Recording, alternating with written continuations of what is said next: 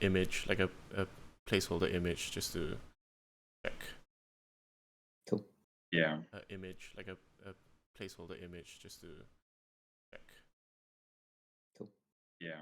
Image, like I left our all the sound stuff on, so they can hear us, but they can't see anything. Hello, everyone. Okay, it looks like it's working. Hello, everyone. Right, and then I'll start posting stuff. Do I temporarily mute us? We could just mute us. But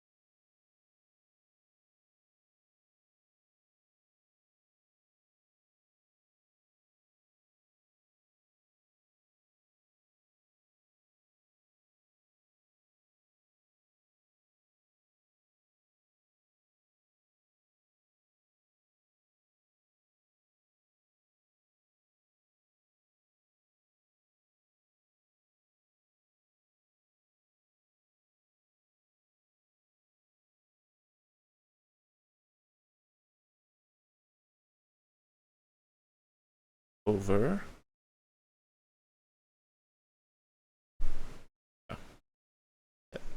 Is us live?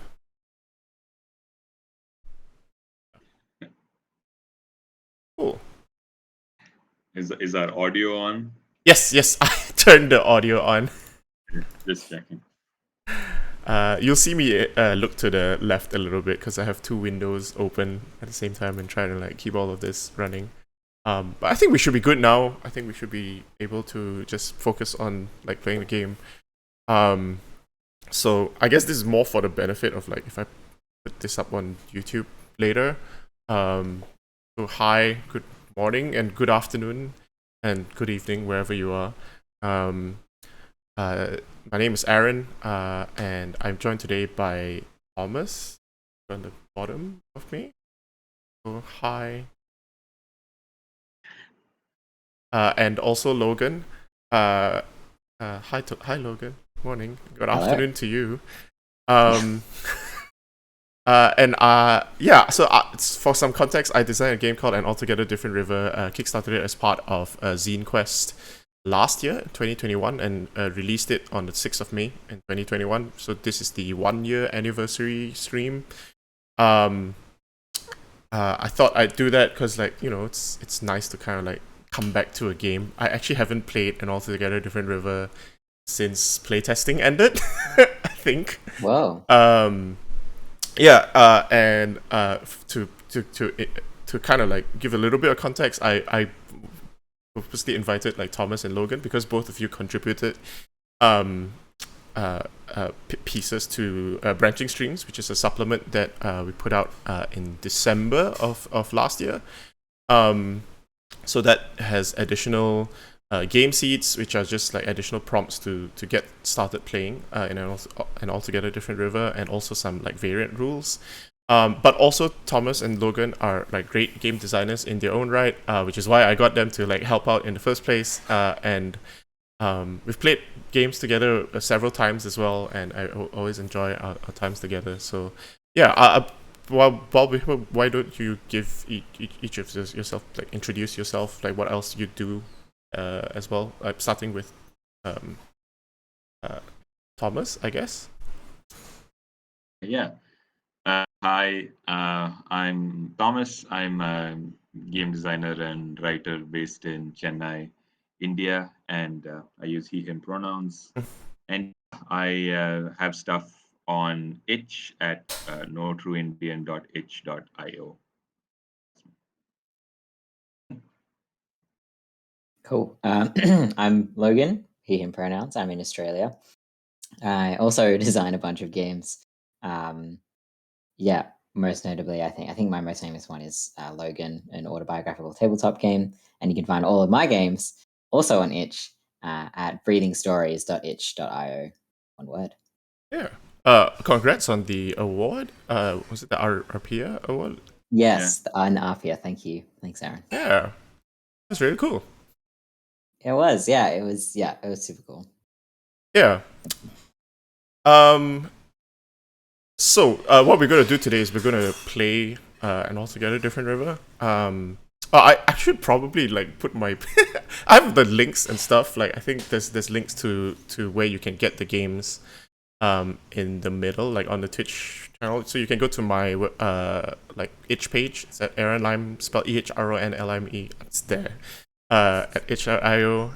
There's a sale as well going on. I put it on sale for 20% off for the week. For both An Altogether Different River and for Branching Streams, so you should check that out. And yeah, so the format for today is we'll play the game, and we are gonna be doing the playset that Thomas wrote for Branching Streams, which is a good town to leave. I've got it up here.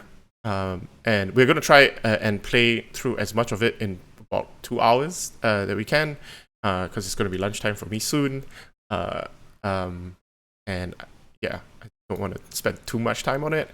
But we're going to try and get through to an ending so that we can get through to Logan's contribution as well, which is like an alternate variant for ending the game. So we're gonna try and get through it fairly quickly, I guess. Like I think the game can be played pretty quickly.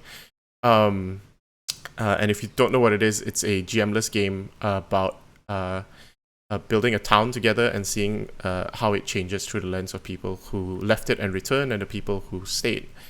So before we get to that, I think Thomas, do you have the thing up? Yeah, the Branching Streams. Yeah. Do you wanna give us just like the opening like explanation of like what this play set, this game seed is about? Do you want to start us off with a general introduction to An Altogether Different River as a game?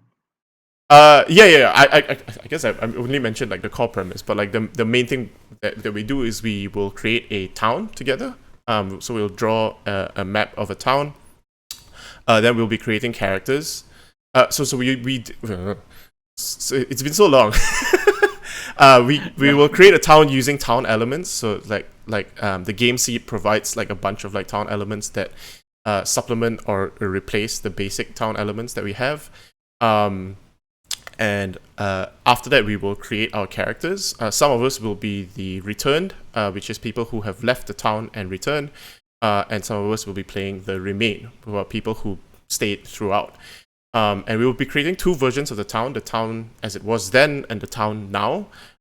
So there's like a time difference of like when the people who left the town left, that's how they remember the town when they left, and what the town looks like now. And the people who return, we will have things that we carry with us, and also things that we left behind. And people who remain, they have things that they have built up in the town and things that they have worn down. And these are also additional prompts that are provided in the game seed. The game seed also provides some names. Actually, I should bring it up.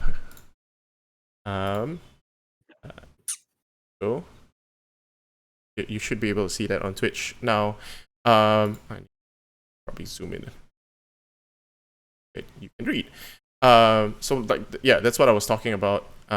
The game seed, the town elements, the things that we carry with you, things we left behind, things built up, things worn down, and then each of the return and remain will also have questions that they bring with them into the game, like things that we want to explore during the game. And then through the game, what we're going to do is we are going to take turns introducing things into the town and like expanding different aspects of the town, and we use that using these prompts from which we can draw from a card deck. I actually have a physical card deck because I didn't set up like playingcards.io or something, so I figure I'll just use this when it comes to it. Yeah, fantastic. And those prompts will be prompts for us to create things in the town, and the returned and the remain will like create things at like different points in the town. I think returned will always create things in the town as they remember it, so in the town then, and the remain will always create things in the town now, like initially. And then we will spend some time. So there are two other actions which we can use to like explore that, which is to like show how an aspect of the town has changed. So we can pick an aspect that's on the map, that's in the town now, and show, hey, how was it like in the past in the town then, or vice versa. We pick an aspect of the town then in the past and see how that aspect of the town is like now in the present. Or we can dive into like a full scene. We'll play our characters and interact with each other in character. So that's kind of like roughly how the game goes. We'll get into like specifics like and the details later on. But yeah, Thomas, tell us about A Good Town to Leave and what it's about. Yeah, I think the best thing I can do is kind of read out what I wrote back then, and then maybe elaborate on it. So this is the text for the seed. This town used to be a real place. Now it's just somewhere people leave. There is no work here, nothing for the young to grab with their hands and build into something. So we send them away, and they send us back money, and this money is what we live on. Some of us get so much we're like little lords of fish head and chicken scratch. That's all I want, to have a child that will go out and send me enough, but mine refuses to leave, the ingrate. So this is a bit of flavor text that comes at the top. But what the story seed is about is basically this, I think, universal phenomenon right now, which is that towns that feed cities. So this is a story seed about places like that, places where um, people might grow up there, but they almost always migrate away, and the town sort of like kept alive by them kind of sending money back home.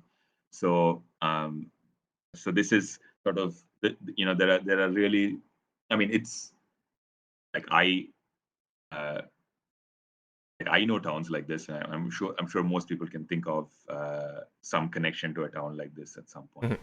I mean, even the word town is strange because like an altogether different river uses the word town, but town is like by no means what places like this might call themselves. But uh, yeah, it's about labor and migration, family, work, and sacrifice. Mhm. So yeah, it's I really enjoyed working on this, so I'm excited to play it. Yeah. Yeah, and definitely like kind of like the impetus for like an altogether different river is like me moving back to Malaysia from Australia. So like the idea of like a town that like sends people out and like when I decided to come back, like a lot of people were like asking like, why are you coming back to Malaysia? Like it should be better over there in Australia, right? And yes, sometimes in some ways, but like not always. Um, and yeah, like not exactly. Like I think Klang and like my situation, like being like a middle class family in Klang is not exactly um not really like hard done by, for example, but like it is something like that I recognize in like how my dad feels about like leaving Malacca, right? He's from a pretty like old like historical town and like a small uh uh much smaller than Klang place in Malacca, and like went out to like you know find his uh find his place in the world, and we don't go back to Malacca that often. Um, yeah, so it's like it's definitely like a very resonant like game scene, like something that like works really well with like what I was thinking about when when I designed like the base game as well. So I didn't specifically drill down on like this aspect of these types of towns. Um, yeah. Yeah, so we should get started, I guess. We always want to have a discussion about like safety and comfort, and I think what I want to say is about boundaries and expectations. I tend to use like lines and veils as like safety tools in when I play. So if there's any like lines or veils that we want to bring up now, would be a good time to do that and have that discussion here. I need to switch over. Shall we put them in the box in the mirror? Yeah, sure. Yeah, we'll be using Miro today. It's a collaborative tool thing, blank canvas that I used for all playtesting. Yeah. I will say that the Miro is not being kind to me, Oh, and Oh no. it's a bit yeah, I'm finding it a bit hard to use it, but yeah, just flagging that. yeah.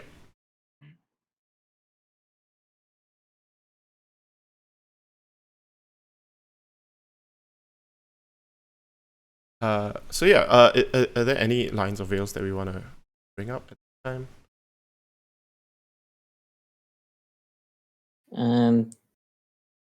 Bigotry and assault tend to be my Mhm.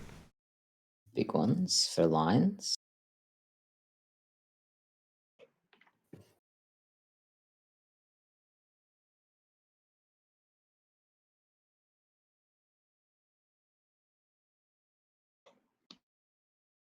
I'm gonna put a veil on like generational trauma. There. Like it is something that like probably might come up in a setting like this. And partly because of time as well. Like I think in a different space, it would be something that would be interesting to like lean into to explore. But like I think we have the time or um a space to like really dive into that. So I'd rather we just kind of like draw a veil over it rather than not give it the space it deserves. Totally.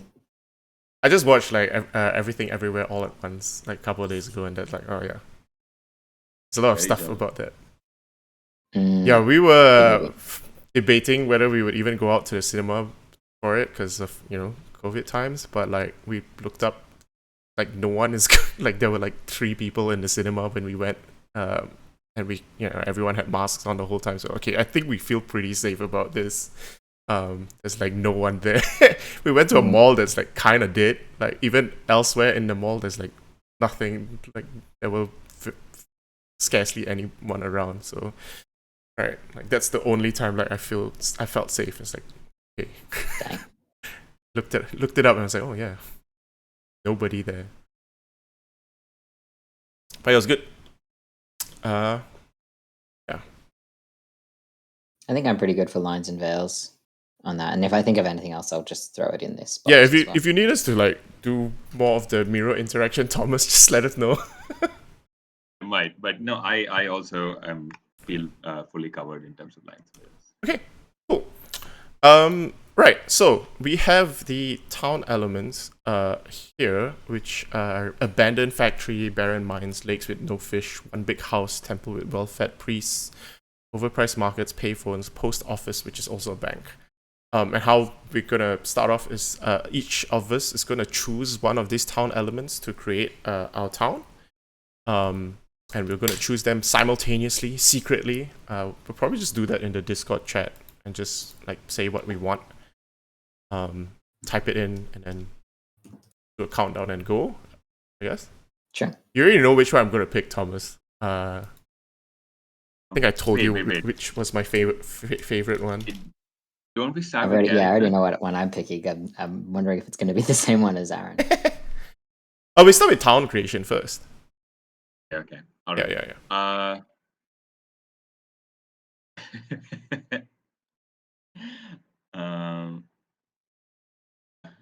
Let's go. All right, 3, 2, 1, go. Ooh. Right. So we've got post office, which is also a bank, which I love. Temples and payphones. Yeah. This is giving me very like 90s, 80s retro vibes. Yeah. What sort of town are we in that has payphones, a temple, and a post office that is also a bank?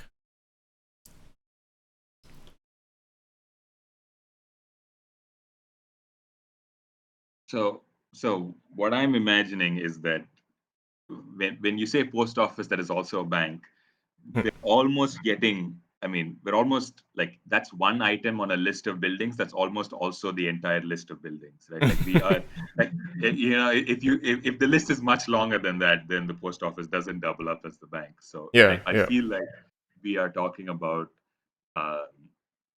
a place with maybe like two major buildings, and everything else is just houses. Yeah, that's what I'm saying. Yeah, a general store that is also a doctor, Yeah. It's also a clinic. Chemist that's also a hairdresser or something. Yeah. Yeah, but the doctor works from their house. Like there is no. Yeah, it's not even like the doctor. It's just that the general store has a pad there where they take calls and like tell the doctor and like, hey, I took a, and then they leave like whenever, like, if the doctor is not in town, there's a little box where they leave whatever medicines or instructions in there at the general store that you go pick up, right? Like that's the kind of town it is. Yeah, it's like when you use the pharmacist as your physician, where you Yeah. go and like, I'm kind of feeling like this. What should I take? And the Yeah. just take this. It's fine. Yep. Yeah. Also, like the pharmacist has the best printer, so if you need to print your homework, you go to the pharmacist or something. Oh yeah. There is one printer here, and it is ancient. There's probably like a second printer, but it's really bad. So Actually, I like the idea of like the payphone, like there just being one payphone. I remember the like my dad's story, like old stories where like they'd go to like the grocery store, and the grocery store has the one phone in the whole town, like because they were the first ones to get a phone. No one else, like no house has a phone, so they always just have to go to the shop to use the phone. Yeah, that kind of vibe where like there's just that one payphone, I even think like maybe it is like the payphone that's at the post office, right? Like The post office, that's also a bank. yeah, the post office that's also bank has just that one payphone outside of it, and everyone uses it.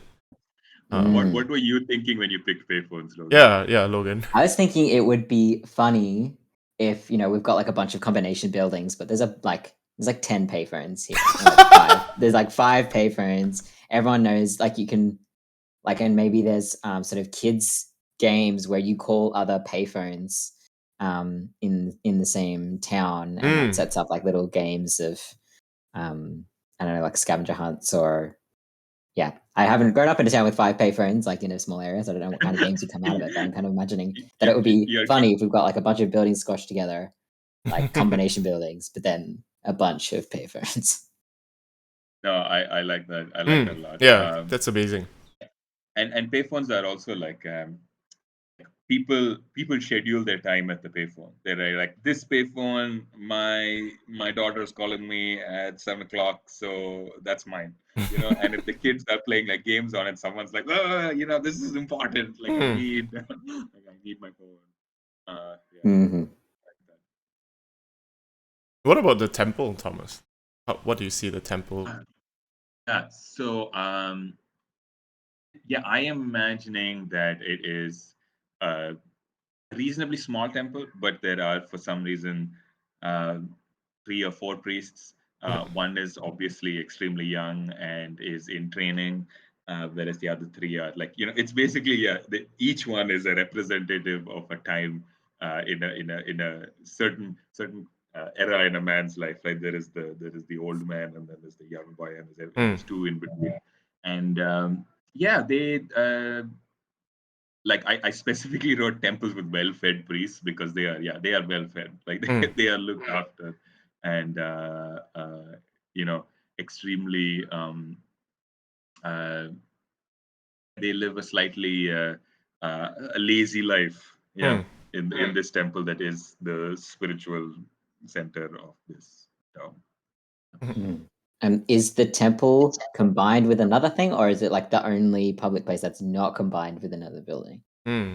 That's interesting. I think the inside of the temple is pretty like unifunctional. I don't think there can be like multiple uses for it. But maybe the kind of like yard just outside the temple is also the is also like everything, right? It's the market. It's where people come to like hang out and talk. Like it's the shady spot. You know what I mean? So yeah, I think maybe the yard of the temple is the public square as well. Yeah. Cool. So it's where it's where your weddings would happen, etc., etc., etc. It's like this is the bit. This is where things happen. Great picnic spot. Take your dog there, Yeah. throw a ball. Yeah. Yeah. In fact, like probably all the major events are just held in the temple square, right? Yeah. If you need to call 10, 20 people, where are you going to do it, right? Yeah. Why not? Yeah. Whatever. Cool. I want to zoom out a little bit and just like talk about like geography. Like, do we think we're a town like in the mountains or like by the sea, by the river? Just want to add a little bit of that like texture to the place.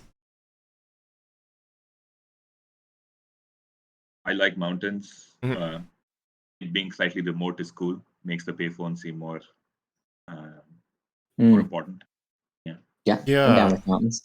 So would the temple be at like the top of a hill in the town, for example, like that, or like at the foot of a hill? Like if the hill is like either work, yeah. because But I think because we made the temple yard, a bit more it should be public. It should be, right pretty in in the middle. Yeah, Right. So if I say, let's say we have like a temple yard, I'm just making a like circular yard here, for it. and this is like the temple, and I'm imagining there's like mountains in the background. So like maybe the town is like in a valley of sorts. Yeah. Or like at the foot of these hills, right? And I'm gonna use red for payphones. I don't know. That works. That makes sense. I think of red when I think of payphones too. Yeah. Just like drawing payphones everywhere. Like feel free to like draw as well. I know Thomas, if you're having a problem with Miro, just let me know if you want to add anything. Do you know about the icon finder? Oh, Aaron? wow. Ah, wow. No, I don't. And Yeah, on the Logan has left, on that upgraded. left-hand pane, I Yeah. think if you go hit the down arrows, you'll find there's a symbol that's kind of like an eye with sort of bits around it. Ah. And that's an icon finder. You can type in anything. Like I typed in temple and got that, and now I'm typing in payphone. Ah, that's so and- cool. Yeah, right? I remember I saw your games, you all were using emojis as well, right? Yeah, I think so.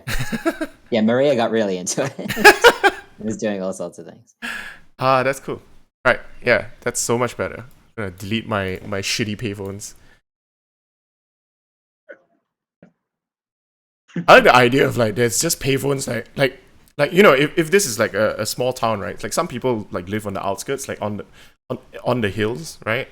And there are just like payphones on like little tracks going up the hills. So you'd have like winding tracks going up the hills, and like there's a random payphone here. Yeah, totally. And I like to imagine that there's this myth, right, of like this. How many have we got? We got 6 payphones. Imagine like there's the myth of like the 7th payphone, like hidden. It's somewhere, no one's seen it, and like anyone who has seen it has like left to never come back, or you know these that's dramatic good. like stories and stuff that kids will like whisper to each other when they're of age that parents like let them go around. Like finding all the pay phones is like the first thing you do, and so they all hear the story of the 7th payphone. That's really good. I love it. Yeah, so that's the post office. That's also a bank. Oh, that's really small. How do I make it bigger?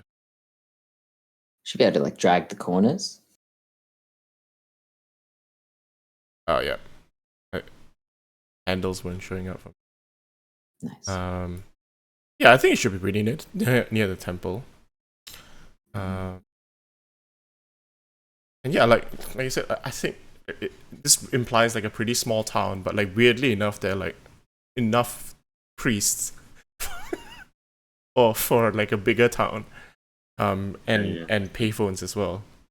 So the priest to payphone to person ratio is for some reason extremely high. yeah, like there's a little bit of hints of like magical realism here, but I think do we want to like lean into that or like be a bit more mundane?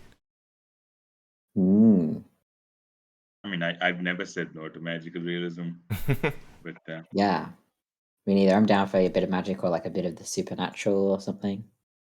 Yeah, but yeah, like it could be a bit more like subtle, right? Like you say, like the little like the legend of like the 7th payphone, for example, like that kind of like level of like, oh, it's the 7th payphone that lets you call, you know what would it let you call, right? Like Yeah, maybe you can like call your future self or call, you know, the afterlife, or you can call inanimate objects and talk to them, or you know, there's probably lots of different stories about what it does as well. Yeah, but that kind of like level of like kind of like folklore weirdness. Yeah. Kind of, yeah.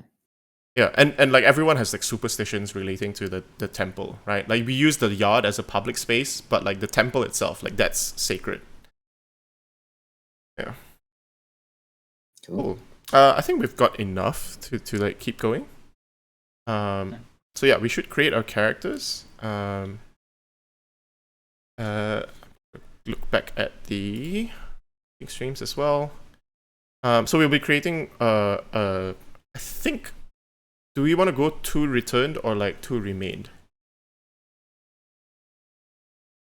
I played remained the last time, so I could do returned. What are you feeling, Logan, Aaron? I reckon I could go either way, to be honest. I'm particularly thinking about this kind of folklore element of it and how a remains relationship to the folklore of the place would be different to the returned. I think either of those would be interesting. I don't know. What do you think, Aaron? So it kind of depends what we want, right? Like two returned like will be more about. I think it will skew towards more about like how different this place is from the rest of the world.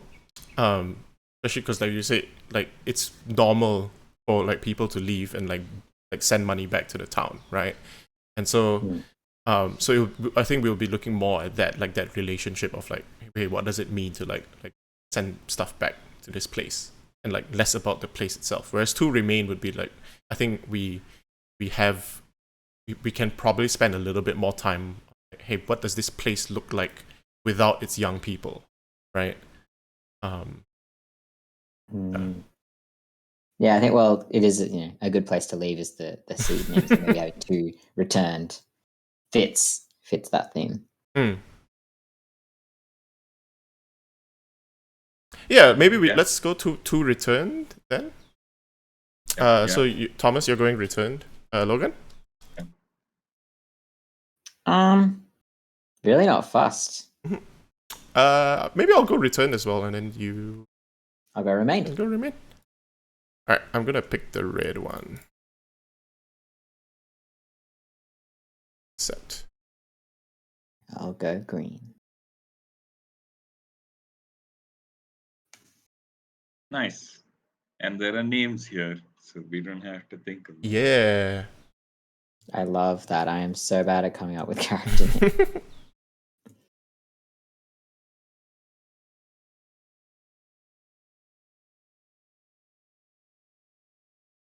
Yeah, like the names list is like one of the most fun bits to write.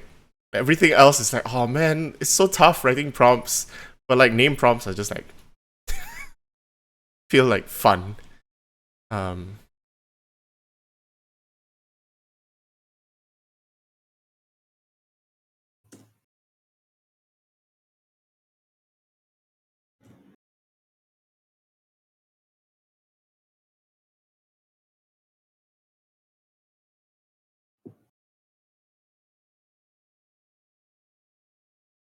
um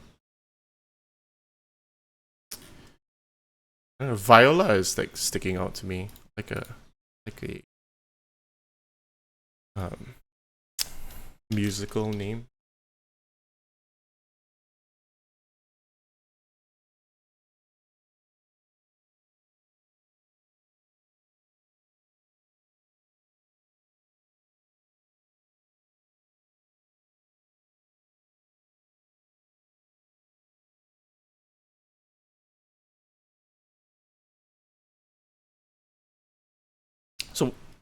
So how do you feel about like name lists? How do you feel about writing name lists? Um, it like if you had asked me sort of before writing my first name list Mm. what I felt about writing name lists, I would have thought, oh well, there's sort of um, just a nice little piece of fluff, right? But yeah, now I'm just like at this point I'm just for any list, right? Like there is just so much kind of uh, work being done by any collection of words, any pick list that you put into a story game, right? Like I think I had a lot of fun writing this list, and it was not obvious or simple in any way. Like I was thinking about it, Mm. and um, yeah, and it's uh, like there is a logic to lists, right? Where you are trying to like you pick. Uh, like you pick something that's like the first name is kind of maybe obvious to you. It's like the Mm. first thing that comes into your mind. And then you pick a weird one, and then you kind of put something in between, and then you pick another weird one, and you kind of like build out from this first name that you just wrote down, or the first three names you wrote down, till you've got this kind of weird constellation that goes in all these like different directions. So, yeah, Mhm. I this list for example is reasonably normal till we get to Uncle John. Like why Mm. does Uncle John have uncle in his name? Yep. And the answer is I don't know, but it's good. um when I read this thing again, I was like, yeah, I have to play Uncle John. Yeah. I like when you have stuff like the captain as well, right? Like Yeah. it implies something about like someone being known by just Mm. like the moniker or like a nickname. It's the whole story. Yeah. Yeah, this is why like in the original like and also get a different river rather than like giving names outside before the game seeds. I give types of names. Like you choose a type of name rather than a name list, right? Like so. Book here. So stuff like picking full legal name, like picking a nickname or a code name or a discarded name, right? Like stuff like that, like helps create a bit more interest in and like one of my favorite like name lists that I wrote for the game seats was I think like reunion dinners, weddings and funerals where there's just Dan 1, Dan 2, tall Dan. Because in real life, great. like other than like, you know, you don't live in like a fantasy novel where everyone has different names, right? Like sometimes you know 3 Daniels, right? In your life, and like you just have to like figure them out. Like what you want to call them, yeah. And this is also because like when I was in college, there were 5 Aarons. Um, Dang. So yeah, I lived in a residential college when I went to uni, and like there were 5 Aarons, and they made us for fun. Like we did an Aaron off for like who got to keep the name Aaron. Everyone else had to go by nicknames. We never enforced it, but it was just a bit of like fun thing to do. That's great. But yeah, even like even though I said like names are like easy, the name list is like the easiest ones to write, but you can still have a lot of like stuff that you can tell with like name lists. Yeah.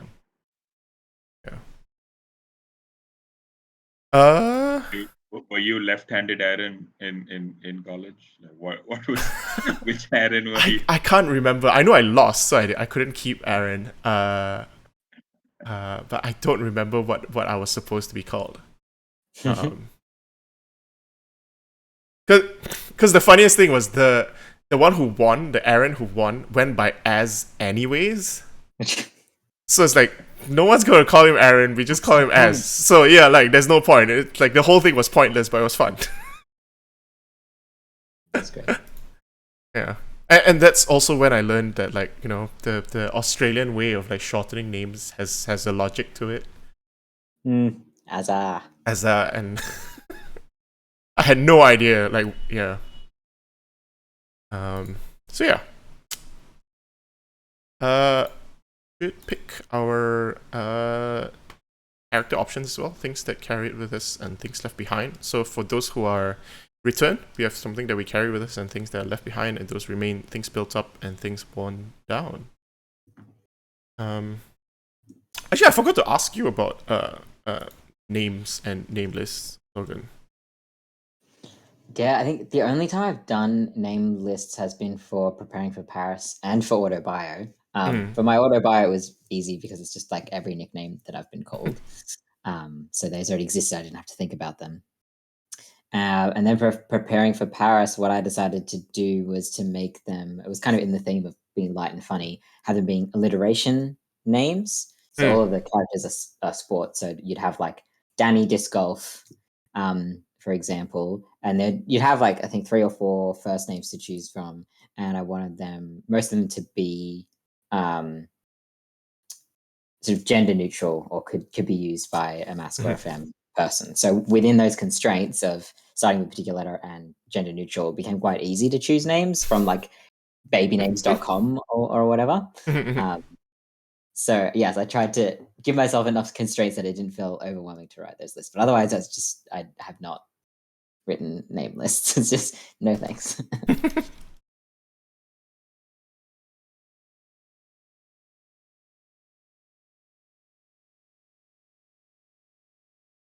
Yeah.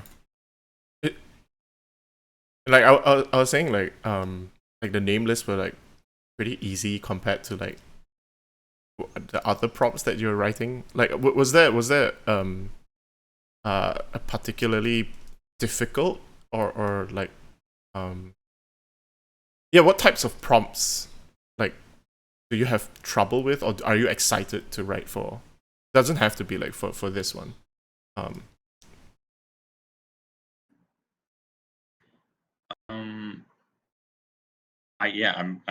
I mean, if Logan has a good answer, jump in. Yeah, I think. I mean, generally, like, I mean, I love writing prompt lists and pick lists and things like that. And yeah, the challenge is definitely just being longer.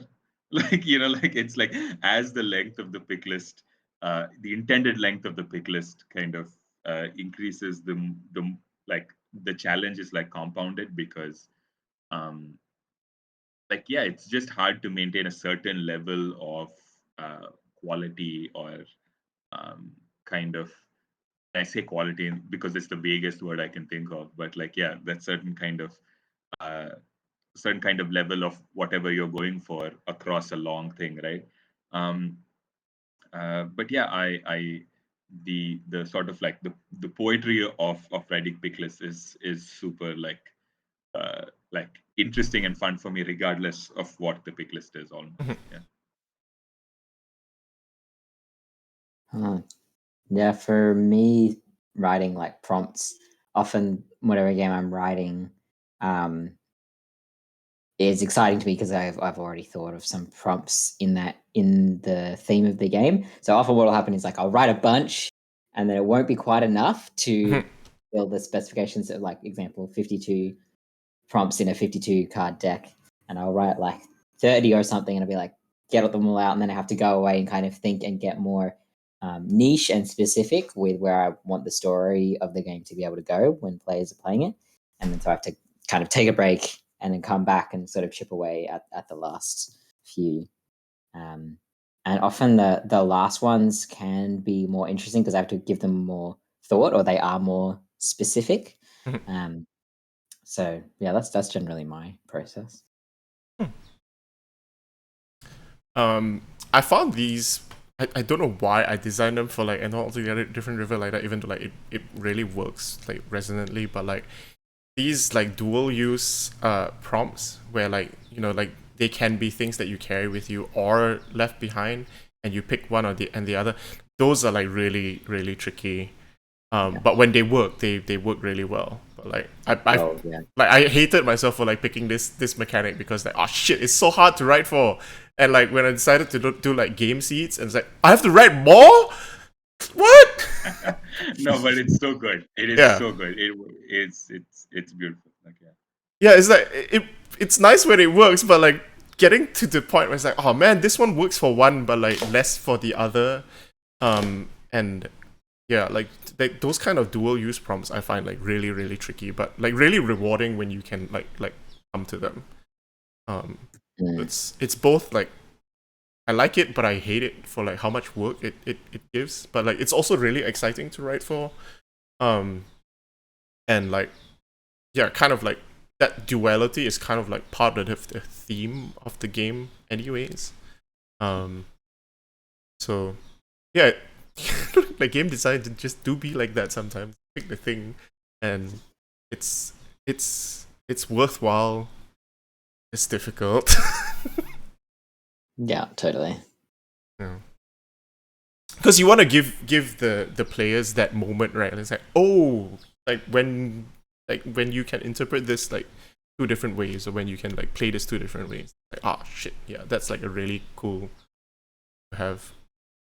And it's y- like it's one pick list rather than two pick lists, yeah, which saves paper space, but also shows when one prompt can be looked at from two different angles. It helps the player see the breadth of the experience mhm, very sort of succinctly and neatly, which what is part of what makes dual use prompts like so cool, right? They do a lot to yeah, kind of set the scene as well as build character and story, etc. yeah. I can't remember where I saw that. I don't remember whether they were in Dream Askew first, or even in one of the other BOB hacks where I first saw like these dual use prompts, and it's like, oh shit, this is like really really good tech. Um, I feel like Dream Askew has them for like characters, like choose yeah. one character that is X relationship and one that is Y, and any of them can fit in there. Yeah. Yeah. I feel like it might have been Venture and Dungeon that had it. That came out pretty recently. But the the play like the early, like I don't know whether you call it an ashcan or a draft version, like came out, like I think I saw that like pretty early on, because I remember seeing it like before the Kickstarter even. Yeah. As part of the Kickstarter preview. So like, even that like bit of it, I think it was from that one. I think that might have. As in, I'm pretty sure I read it in that, but I don't remember whether it was the first one to do it. You know. Yeah. Anyways, I think we're done with character creation. Mm-hmm. Yeah. I'm gonna move our. Gonna make copy. Move us to the relationship board as well. Nice. Cool. So let's go top to bottom, I guess. Logan, introducing our characters. Cool. So yes, I'll be playing Vidya. Uses he him pronouns as well, and he's remained. So he's been in our town his whole life. He's never left. Not not extensively like the other two characters have. Mhm. And he currently works at the general store, which is the combination pharmacist, and is in charge of the medicine box. Where if the doctor is away visiting next town over, if you need the keys for the medicine box, Vidya has them. He's definitely not sort of having a midlife crisis about what am I still doing here? I'm working at a general store. What do I do with my life? That's definitely not happening. And he has big hair and always wears button-up shirts that have really interesting sort of weird patterns on them. And he owns one pair of shoes. That's Nice. just fun facts Are about they him. are they a nice pair? They're pretty nice, like to get away with neat casual as well as everyday wear. Nice. I'm imagining something that looks like dress shoes but has like rubber grips. Yeah, yeah. Maybe like they look real fancy, like on the top, but then on the soles they've got like hang 10 on the bottom or something. Something ridiculous, but they're really comfy.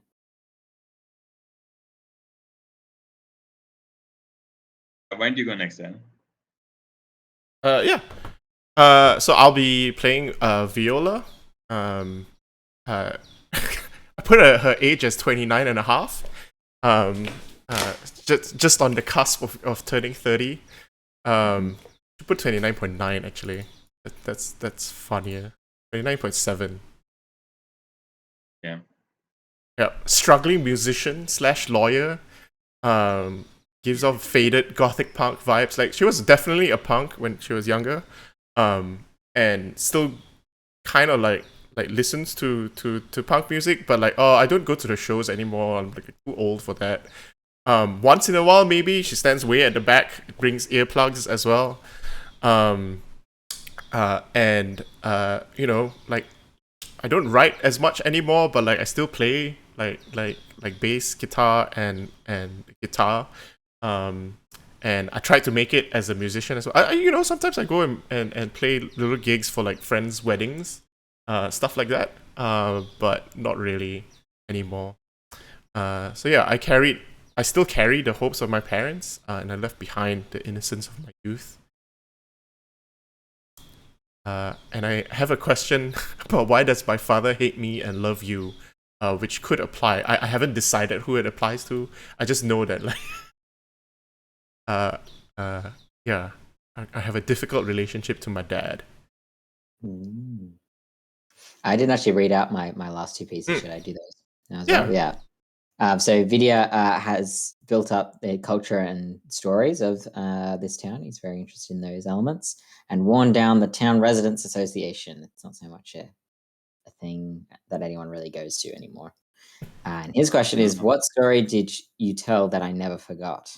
And I'm not sure who that applies to either yet. We'll find out. That's really good. Yeah.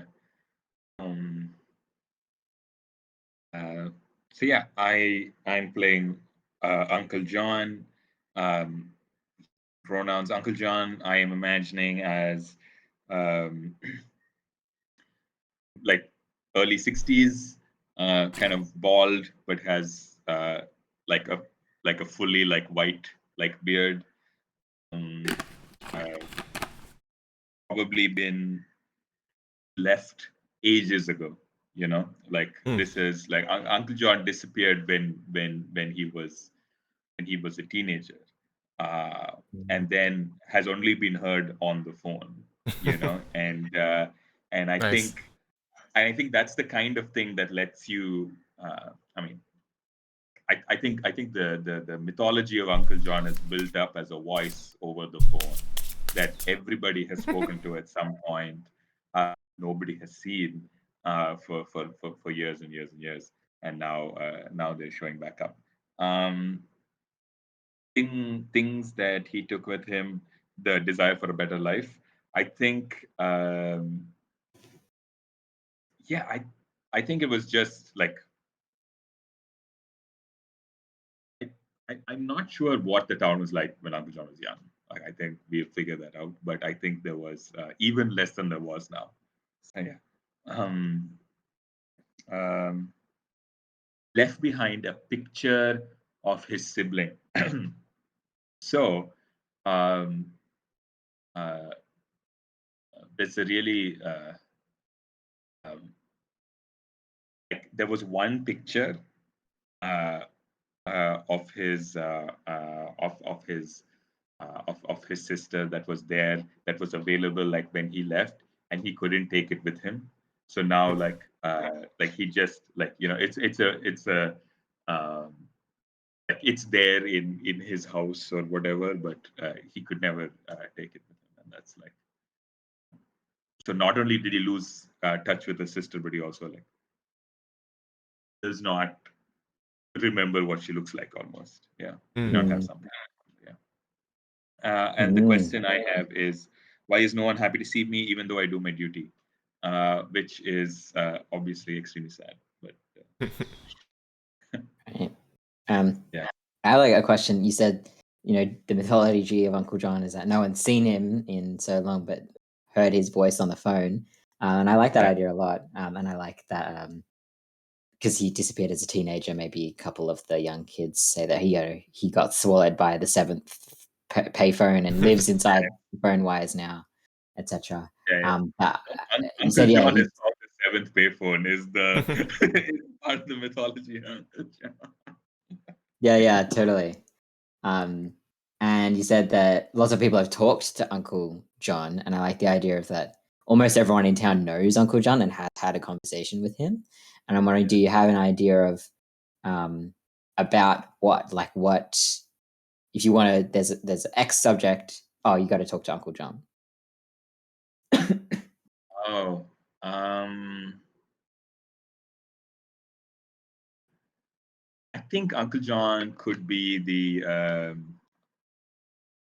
best way to get to X place. Like, you know what I mean? Like, if you're leaving the village, like the town, and you want to know like routes, or you want to know how to get around outside the town. Like, if you want to travel like if you want to go on a long journey, like Uncle John is the person you call. So it is like, I think generally he could be like, yeah, he could be the person that you know when another young person is like setting off on like their migration out. um, there's a kind of like, at least once you call Uncle John and go like, okay, this is the plan, does this make sense? And Uncle John kind of was like, yeah, Mm. Nice. Yeah, that's cool. I like that. Oh. And I'm also imagining like, oh, maybe we'll discover this in play. Actually, like I'm imagining a phone call that Vidya might have made to Uncle John about like, I've heard of this chocolate bar. Does it actually taste any good? And yeah, Uncle yeah, John yeah, goes yeah. and eats it and calls back, a couple days later and reports. Yeah. Cool. Cool. So we should do some quick relationships between all our characters. It doesn't have to be like a direct, like super close relationship, but it's just like, hey, it could be as simple as like, hey, I called them once, you know. I called Uncle John once. I spoke to him on the phone one time. But just something that like might like lead us to like potentially interact in the game. I'm gonna suggest between Viola and Vidya, something a bit closer, like maybe we're neighbors or something, or cousins. Yeah, I'm down for either of those. Mhm. Neighbors sounds cool. Yeah, just because like we're pretty close in age, right? Mm. So at the very least, we should have like known each other from like school. Yeah, totally. Probably in the same grade. Yeah. So maybe neighbors. I like That sounds neighbors. good. I feel like I Yeah. haven't done neighbors much in any game. Yeah.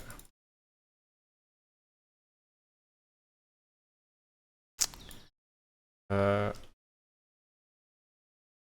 do you wanna do you wanna confirm that thing between Vidya and Uncle John that they've talked? Yeah, I want to say like, um, I was that kid that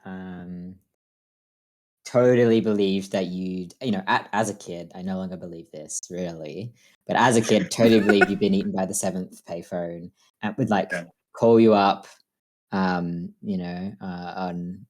whatever number that you had at the time and like ask you all these questions about, the telephone wires and can you teleport places and can you hear all the conversations of all the telephones and like what if I like hang up the phone and start talking at the telephone? Can you still hear me? And all these kinds of Yeah. ridiculous kind of questions. And I don't know how you answered. You could maybe tell me that. But yeah, I think I was that kid that was really, for some reason, really invested in Mhm. that story that you got swallowed by the seventh payphone. Yeah, and I think Uncle John was like took it very seriously. Like I think Uncle John like absolutely indulged the heck out of anybody who called him Mhm. talk about that stuff. Um, uh,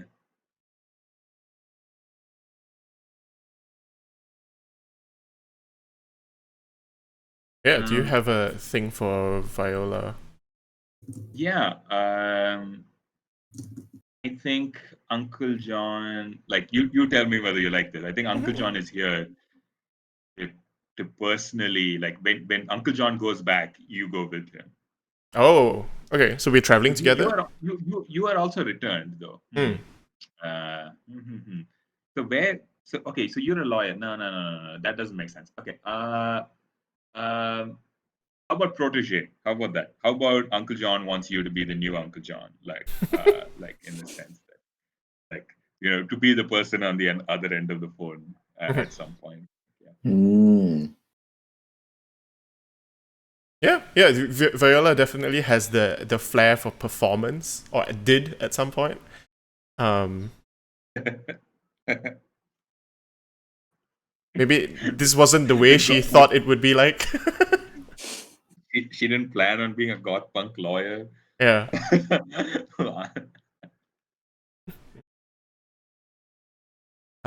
Cool. Um, I think we only have about like half an hour left, so we might just try and like uh play a couple of rounds, maybe. Um, Yeah. I don't. I know this is probably. I don't know how normal this is on streaming, but like, do you want to take a short break? I think it's always good to like take a breather. How's everyone doing? Yeah. Yeah. Yeah. Sure, yeah. I'm happy to take a breather before we jump in, Yeah, or yeah. what were you I'll suggesting? switch us over to a temporary thing. We'll be back in like a couple of minutes. Say. I'll just refill my water bottle and come back. Yeah, yeah. Cool. Cool. We'll be back in a bit.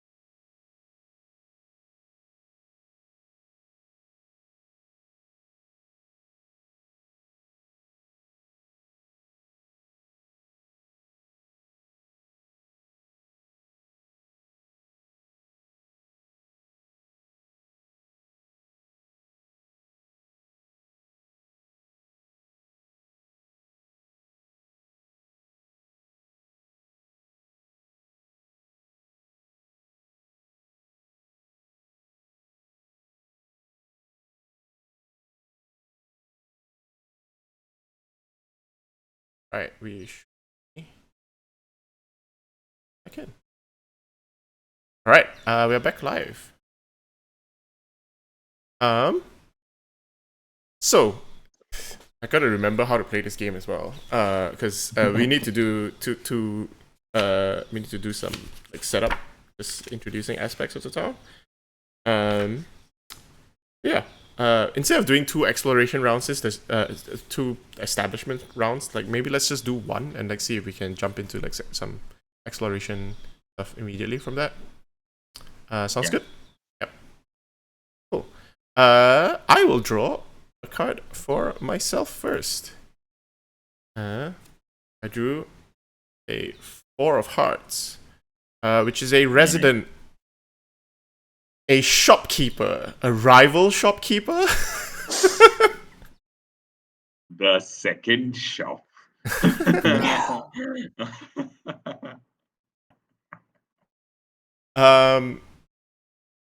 And because I am a returned, I will introduce this aspect of the town in the past. So what I remember of a previous shopkeeper. Oh, okay. Yeah.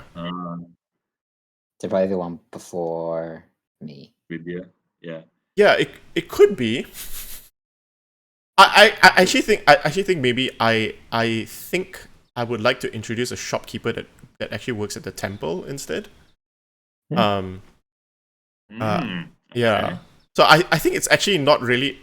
This is like stretching it a little bit, maybe, but like potentially like one of the younger priests kind of like acts as a shopkeeper at the temple, so where you can buy, like they sell stuff that like supposed to helps fund the upkeep of the temple.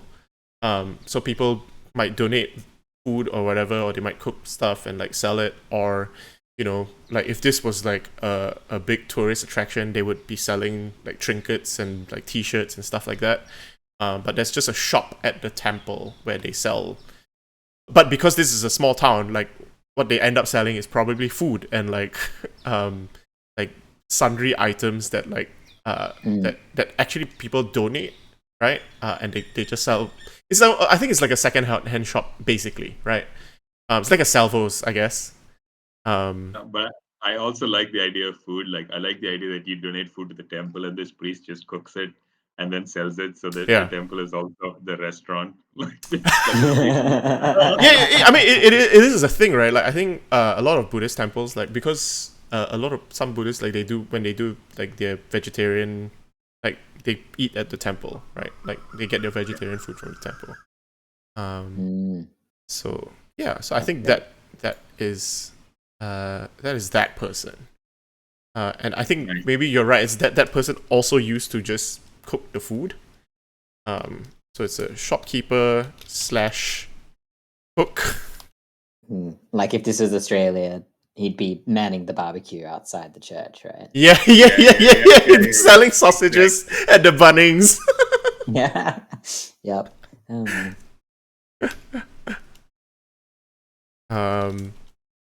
I think I remember it being like a young man, right? Like would have been in his like 20s, 30s, as I remember it back then. And how long ago did Viola leave? I think she left like maybe 10 years ago, like to go like 10, 15 years ago to like go study. So he would be about like 45, 50 now. I'm gonna pick a name from the name list as well. Nice. Krishnan. Nice. Krishnan, the shopkeeper / cook at the temple. And He's he him the pronouns. shopkeeper / priest / chef. So this is Krishna's a 3-in-1. Yeah. Triple threat. Yep. Yeah. Sorry.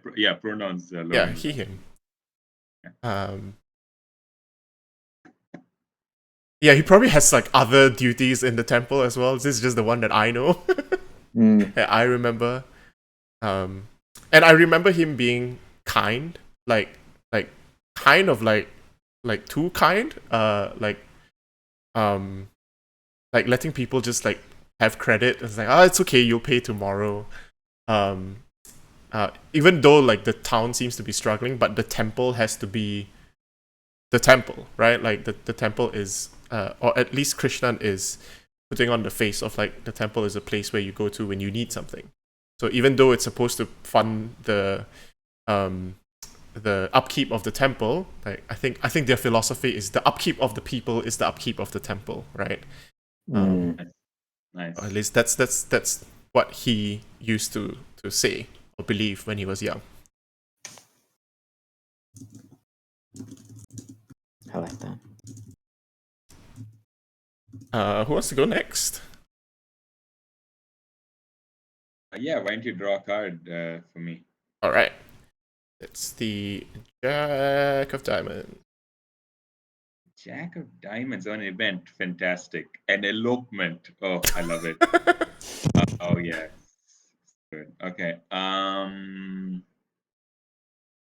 Let me pull a couple of names from the. Uh, um,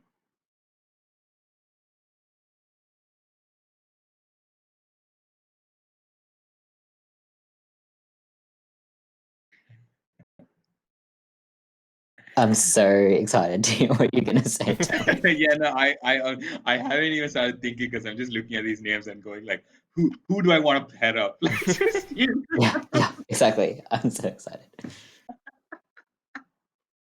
Um. God. Okay, yeah, I think um, this is old because I'm going to be adding it to the town that was. Hmm. So what I'm going to say is that when Uncle John was just John and a boy, uh, like the payphones were being set up, Mhm. um, and there was this time uh, uh, where um, people like used to call each other. There were two payphones, and people used to call each other from one payphone to the other just to talk.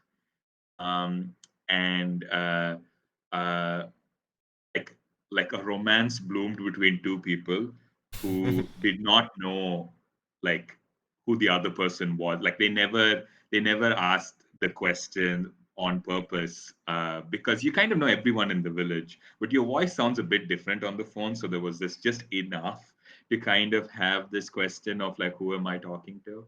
Mhm. Um, so I think they had this whole romance that was just over the phone, but the phone being two places in the village that you could theoretically just walk to. And I think uh, like at a certain point they were like when they wanted to meet, they didn't want to meet like in the town. Like they that just didn't feel it didn't feel right to just go like, okay, let's just like say who we are to each other. Um, so I think they decided to meet like outside, like, and they were going to go, they were going to run away, and they were going to live their lives together like elsewhere. So I think there is a point called lovers point or something like that, like lovers peak or something like that, where which is the people go like, oh yeah, this is where they agreed to meet up, Mhm.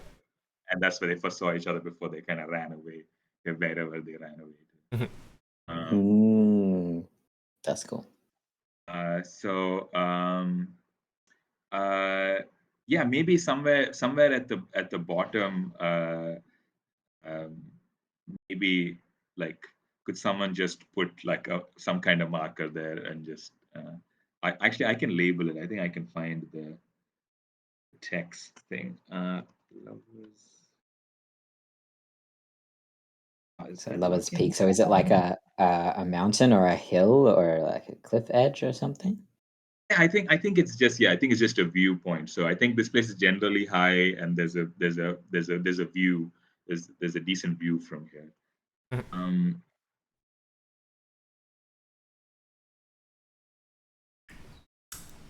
Is there a train station or something nearby?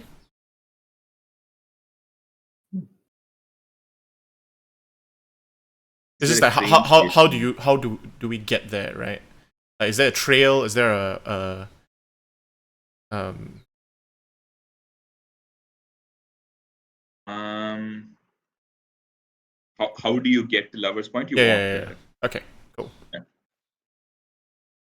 But maybe from there, you head to the nearest train station. Maybe Mhm. that's the way out. Yeah. I asked because, like you said, after that they eloped, right? Like, so was there Yeah. like some train or like bus stop nearby where they could then like go further, or Yeah, definitely. Yeah, maybe you can see it. Maybe this is the nearest place to the town from which you can see the train station. Mhm. Mm, nice. Yeah, cool.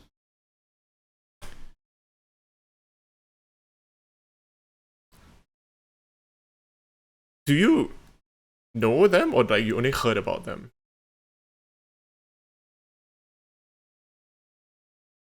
I think I know them, but I think that's part of the mythology of Uncle Mm. John that he says that he was there with Lovers Point. Mm. You know, like he knows who they are, but he doesn't say. Mm. Mm, Yeah,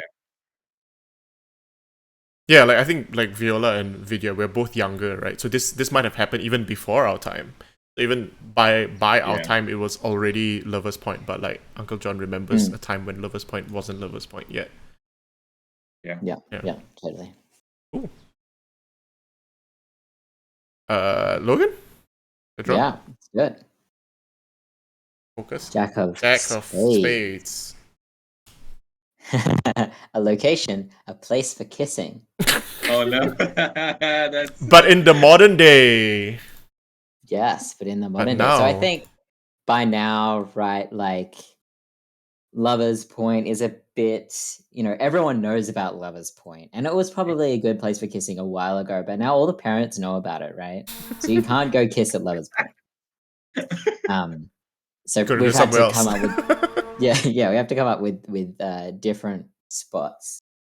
And kind of thinking that I was thinking about when you said what's the transport like in this town. I was thinking about the bus depot, which is probably a combination building with something else.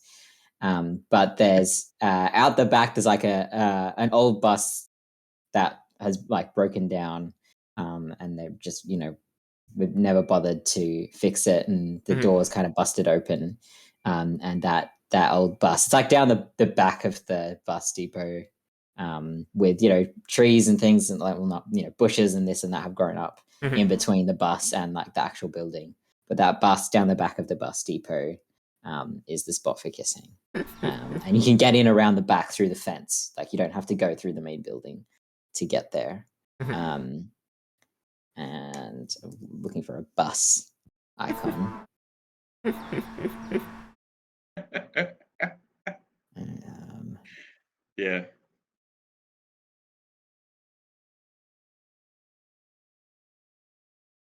there's actually a lot of bus icons, and I'm making this difficult for myself. Let's just pick a random bus. All right, We this is the we bus.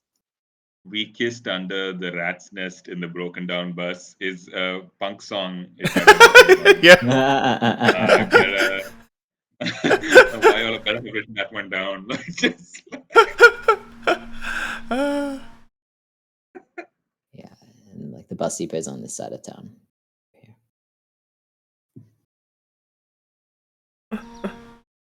It's a Death Cab for Cutie song. Here. All right. okay. Cool. So usually we would do 2 rounds of this just so that you have a bunch of options for different things like to expand the town. But since we're gonna like try and like um do a bit speed run the game. Then we can go into like, I mean, you can still introduce more things if you want. But now we can do the other 2 options, which is like to either do a scene or which tries to answer one of the questions that we have, one of the juicy little questions that we have, or just to like pick one of the aspects that we already have and show how it changed, which also lets you ask one other character how they feel about the change, right? So what this, if the kissing bus like what was it like in the past, right? Or like what is Lovers Point like now? What is Krishnan like now? We can and we can do that.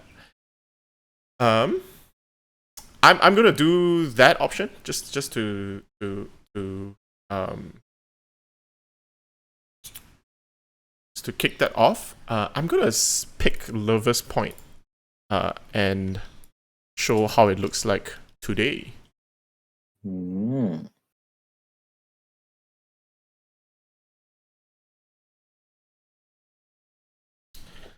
Uh,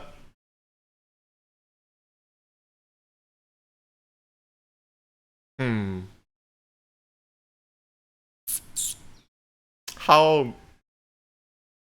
How sad is it? How Uh, sad is Lover's Point?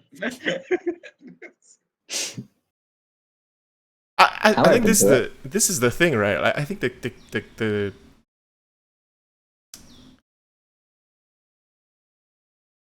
I think it is because you had to walk there and like it overlooks like the main road or whatever, right? Like out of the town.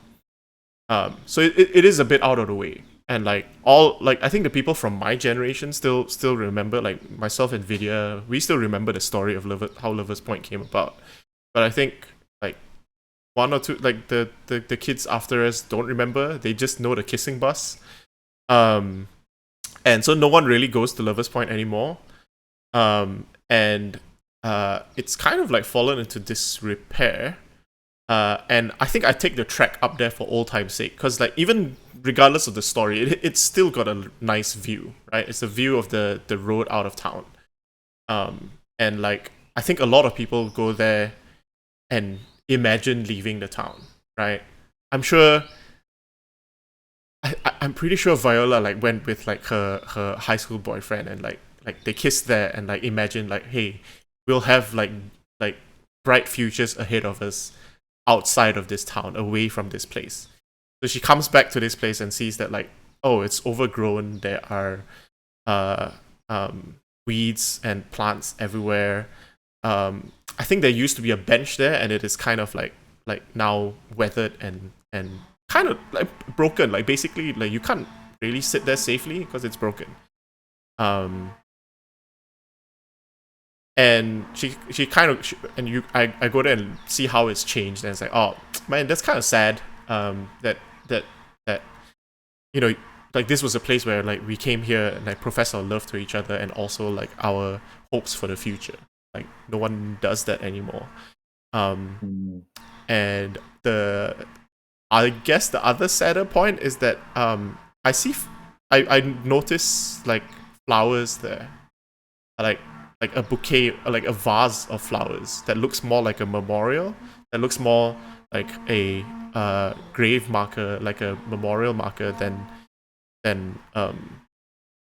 like people scratching like their names on like the bench, right? Which is what we used to do. We used to scratch our names on the bench.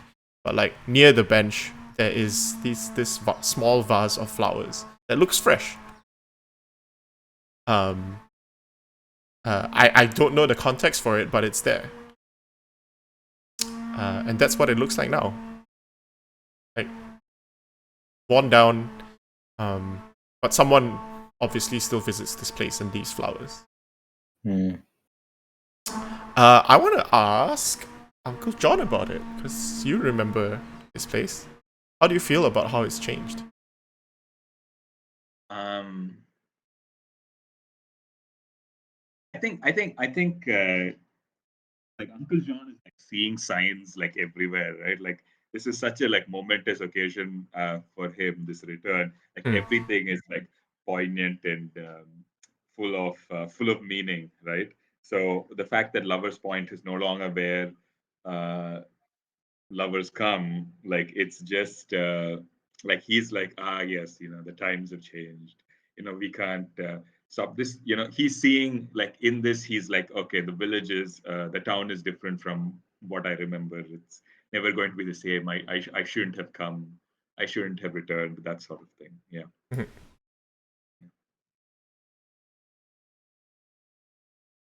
Dang.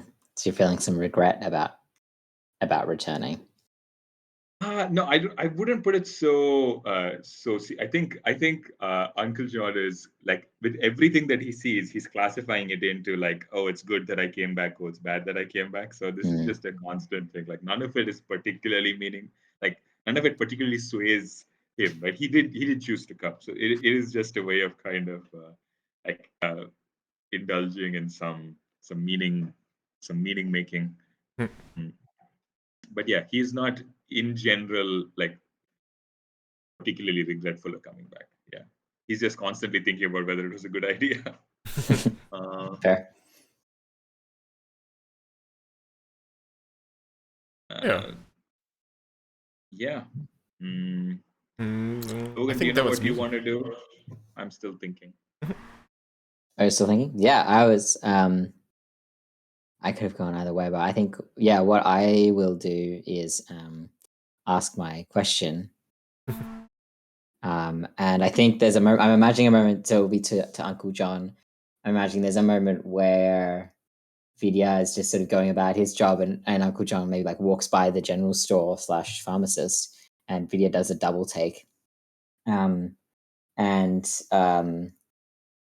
Yeah, maybe like doesn't realize, but then like you say something as you're The walking voice, right? past, and I recognize the voice, and it's takes me a second, then like you're already gone by the time that I recognize the voice, and I do this kind of double take, and I kind of get all these flashbacks of talking to you on the phone as a kid, and so I hunt you down later at some point, and kind of go to like reminisce, and I think also like apologize, like I'm sorry I was so weird as a child, and I called you like every week and asked you all these super weird questions. I don't know what that was about, and I think he's quite apologetic. And I think we start sort of reminiscing together, and maybe like you sounded like you were all for it, so maybe you don't have sort of the same sort of shame or embarrassment around it that Vidya does. And then I think you proceed to, as we're reminiscing, tell me a story, like one of your favorite things that you told me, and then I go, "Oh yeah, I never forgot that story," and that's kind of how that comes out. So yeah, what story might you retell to Vidya that you told him a long time ago as a kid? um, I think I think Uncle John has been like has this. I think Vidya has a favorite story that Uncle John tells, and it's something Uncle John has told him like a number of times, and it's a story about um, like uh, like a like a bird and a flower or something like that. Like it's a simple story about a certain place like uh, um, in the in the town. Like there's a spot that you can go to. It uses like the geography of the town. It talks about this bird and this flower as if they're people, and it's about like how their story together. And I think Uncle John has told the story many times, and then like as we're reminiscing about it together, uh Vidya suddenly realizes that there is a layer to the story that has been lost because like he was just a kid, like when he Mm. was like listening to this first time. And like as he's listening to this, like he realizes that there is uh like uh it's sort of like directions to a place, you know. And like Uncle John like looks to you and goes at the end of it, leans over and like whispers in Vidya's ear and goes like, you know where the seventh payphone is, and will walk away. That's great. Yeah, I think Vidya loved that story as a kid just because it was so beautiful. I think he knew that it was set in our town, and that made it feel um, yeah, kind of magical, and that like, oh, this really cool story happened here, and it just added to the whole. I think it adds to like the mysticism of Uncle John, who disappeared into the seventh payphone. Um, and I think that whole those stories really excited him as a kid, and then in his adult life, kind of lost that spark and joy in the town. And so having Uncle John back and hearing that story again and realizing that there's this other layer that he didn't get as a kid is kind of sparking something again. So I think he kind of almost returns to a bit of a childlike excitement as Uncle John starts walking away.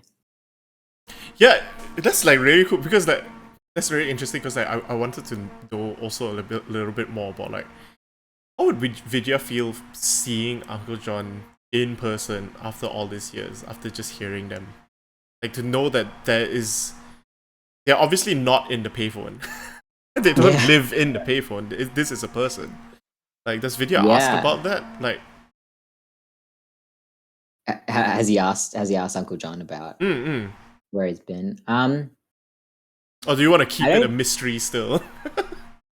I think it's more that again, Vidya's kind of embarrassed that like as a kid he truly believed that Uncle John lived in the payphones.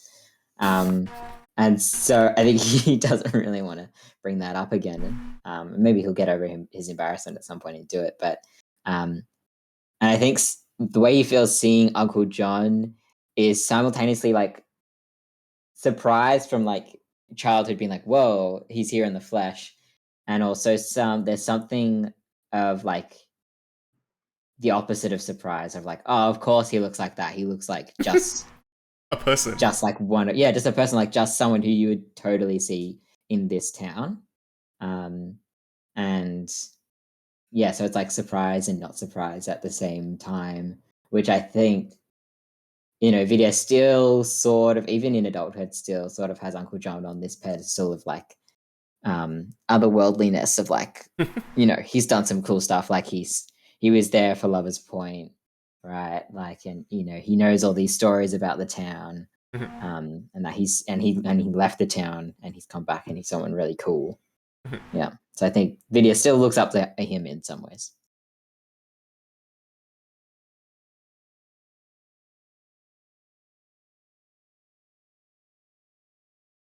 Thomas? Yeah, I think I will. Uh,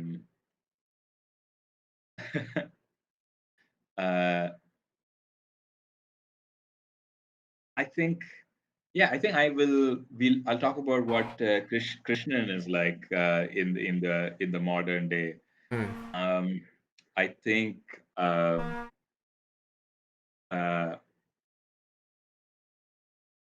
back then Krishnan was the young guy, right? He was the youngest of the potentially the 3 or 4 priests that were there. I think now he is, if not the oldest, possibly the second oldest or whatever. Like, this is, let's just say he's the oldest one now. And I think um he mostly just has this kind of hammock that he like sleeps in like all day, and kind of like gets up, like he sleeps through definitely the hottest part of the day, probably like, like the whole mid period of the day. Like he's up like in the morning he's up like going and like meeting people. Like, at night he's up and he's like meeting people, but the whole part of the day he is just sleeping. And I think there is like uh like I think there are very few kids like in this like village anymore, just because like there are no like young people in their 20s or 30s here in the village anymore. Like, in the sense, like I think generally like the numbers have just kept going down. So I think there's one kid who's is their like life, like they get the greatest joy out of waking this priest up when he is sleeping. Like, it is a thing, like every day, like as soon as he falls asleep, there is some creative way that this kid comes up with like just like ruining his nap. So yeah, I think that's how Krishna spends his time now. Nice. I'm gonna find see if there's a hammock icon. There is. Amazing.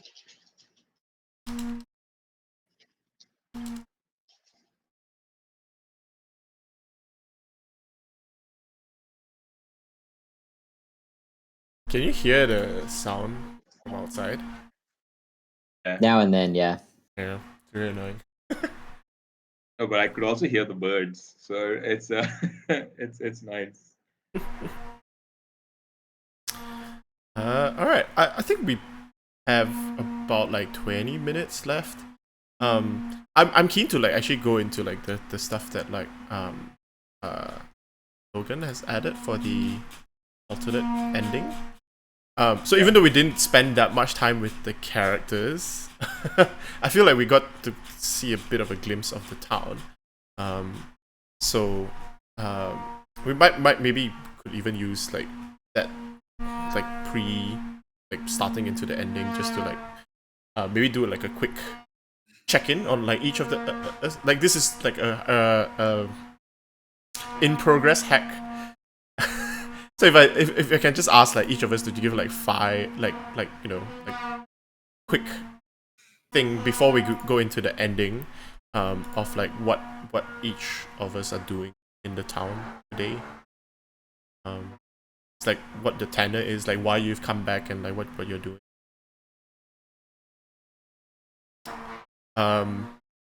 I'll start off just to like give the example, I guess. I think Viola is back for an event, and she doesn't intend to stay long. In fact, it's probably just for her 30th birthday, right? Like, it's not actually her birthday. She's gonna celebrate that back in the city with her friends. But her parents said to come back and like at least, you know, so they'll celebrate it like a couple of weeks in advance. Have a nice dinner. And invite like some of her relatives and like old friends. I think she doesn't. I think she's happy with her decision to leave.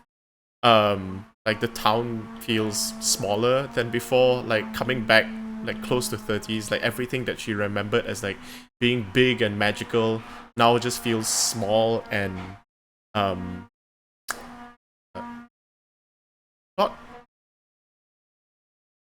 not to say less magical, but it's just like, oh, she doesn't believe in that stuff anymore. She knows that Uncle John is just this guy who is like telling her like, hey, you should answer the phones.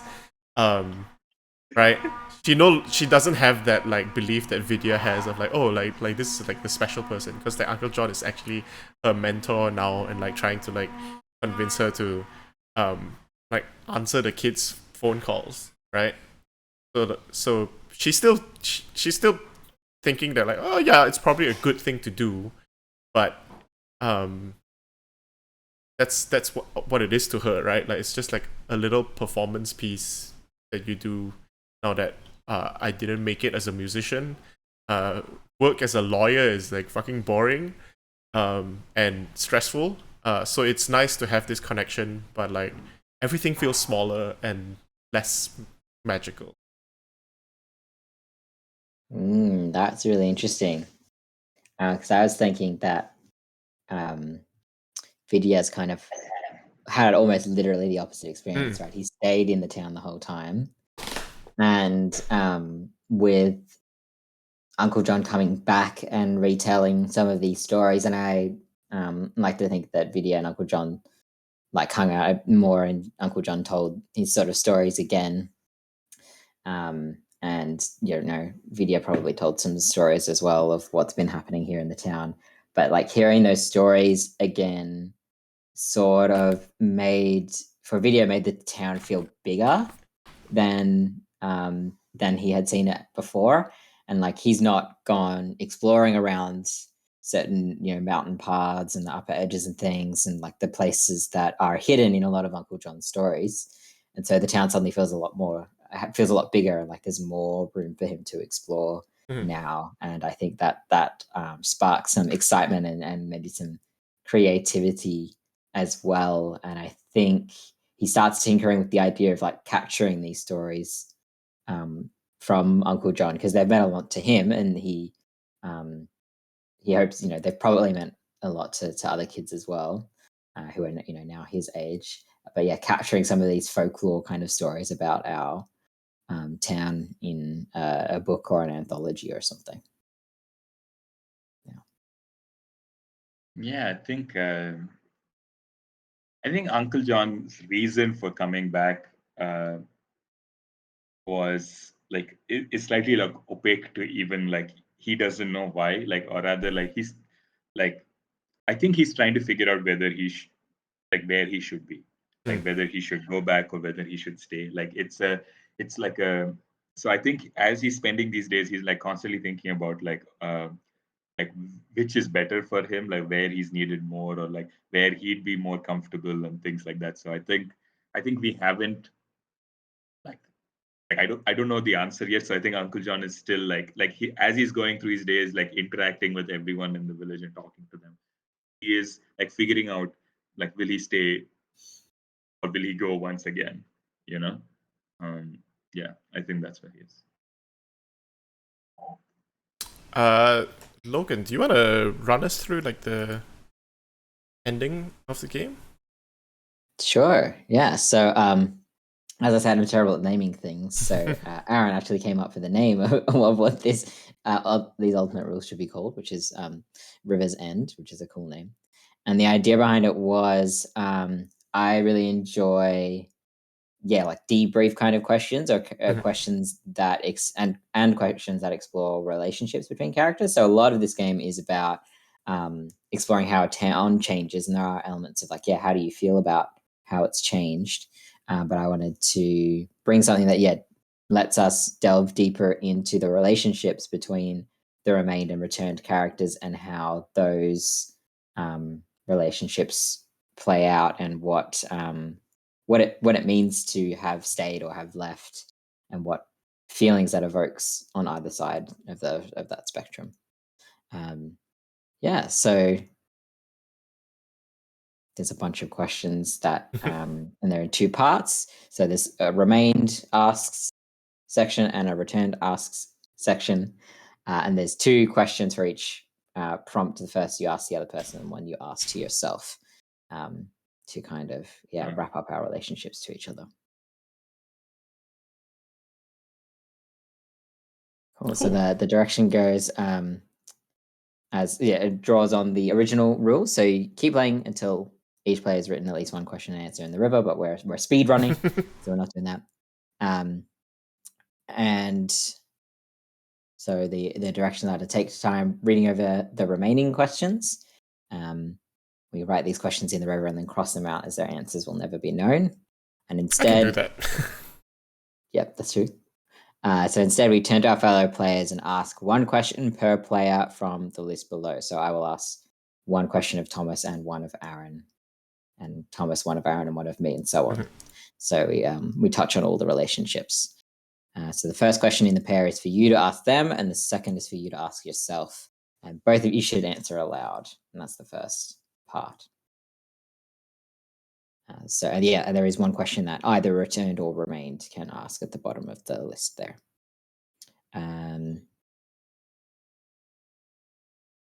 Cool. So maybe I can go first to demonstrate.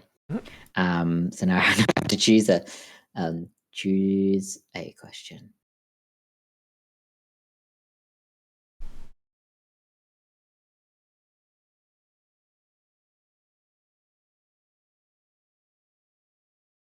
I want to ask Viola, what unchanging aspect of the town do I personify for you? Hmm.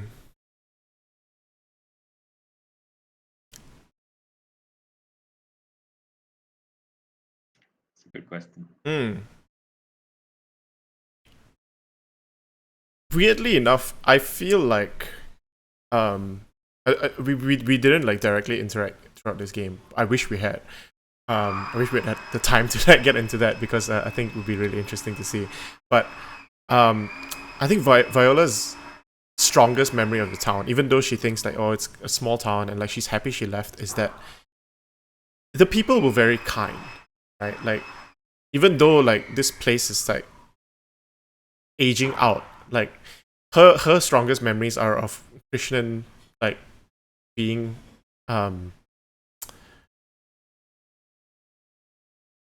being generous and kind, like representing that to the people. And I think she, if that's okay, like I think Vidya also kind of like carried that same spirit. So I think I think it's that, like, right? Like seeing that, like, oh, like Krishnan was the same age as Vidya is now when Viola interacted with him, and so she sees that echo of like Krishnan's actions in how Vidya interacts with the town, and like she does miss that, right? Like as much as like she's like living the big city life now, like yeah, the barista remembers her order and her name, but they don't talk, you know.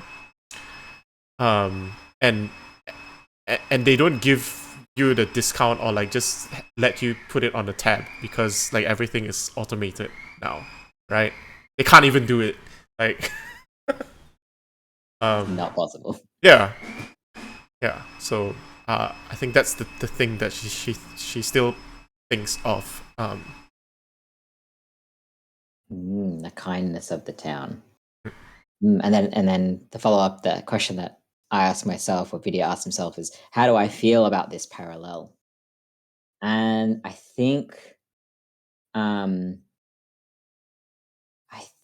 it kind of almost evokes like fear in Vidya, like especially around Krishnan was the same age that Vidya is now when Viola was interacting with him, and now looking at Krishnan, and he literally like geographically has not moved.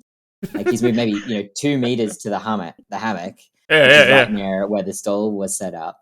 And so I think for him that parallel of something that's so deeply entrenched in the town sort of brings to him like, oh, am I gonna turn out like Krishna, and am I gonna just be like the same guy like my whole life?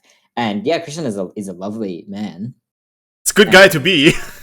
Yeah, and Vidya would be happy to be sort of that kind presence, but yeah, I think he's a bit like, oh, I want to do something different. I don't, while I want to be kind like Krishna, I don't want to be Krishna and like move 2 meters in over 10 years or whatever. Yeah. Nice. Cool. And then I also ask one question of Uncle John. I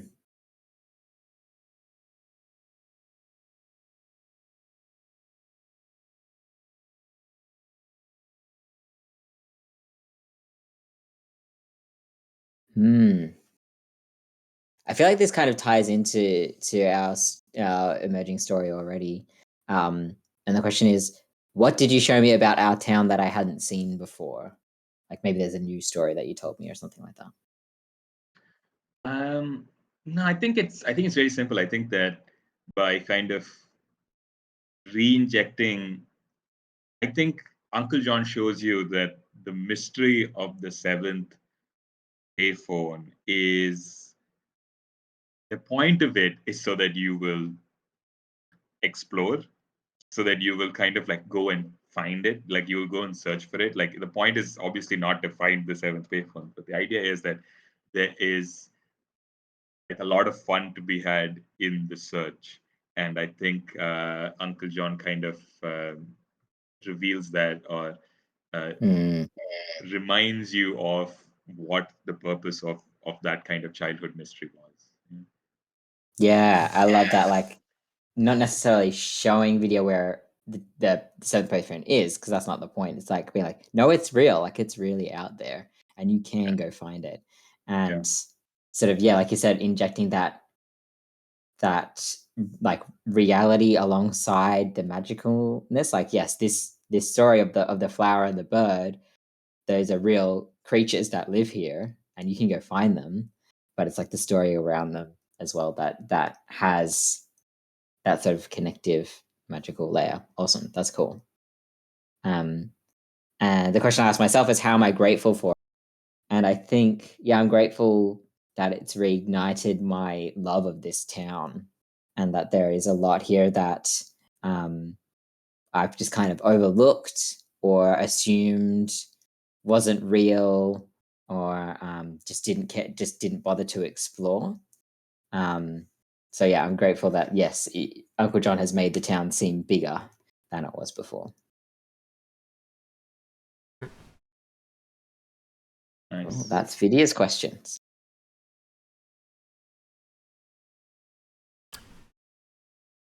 Nice. Okay, I can go next. Let me ask Viola, what change to our town brought you joy? Um,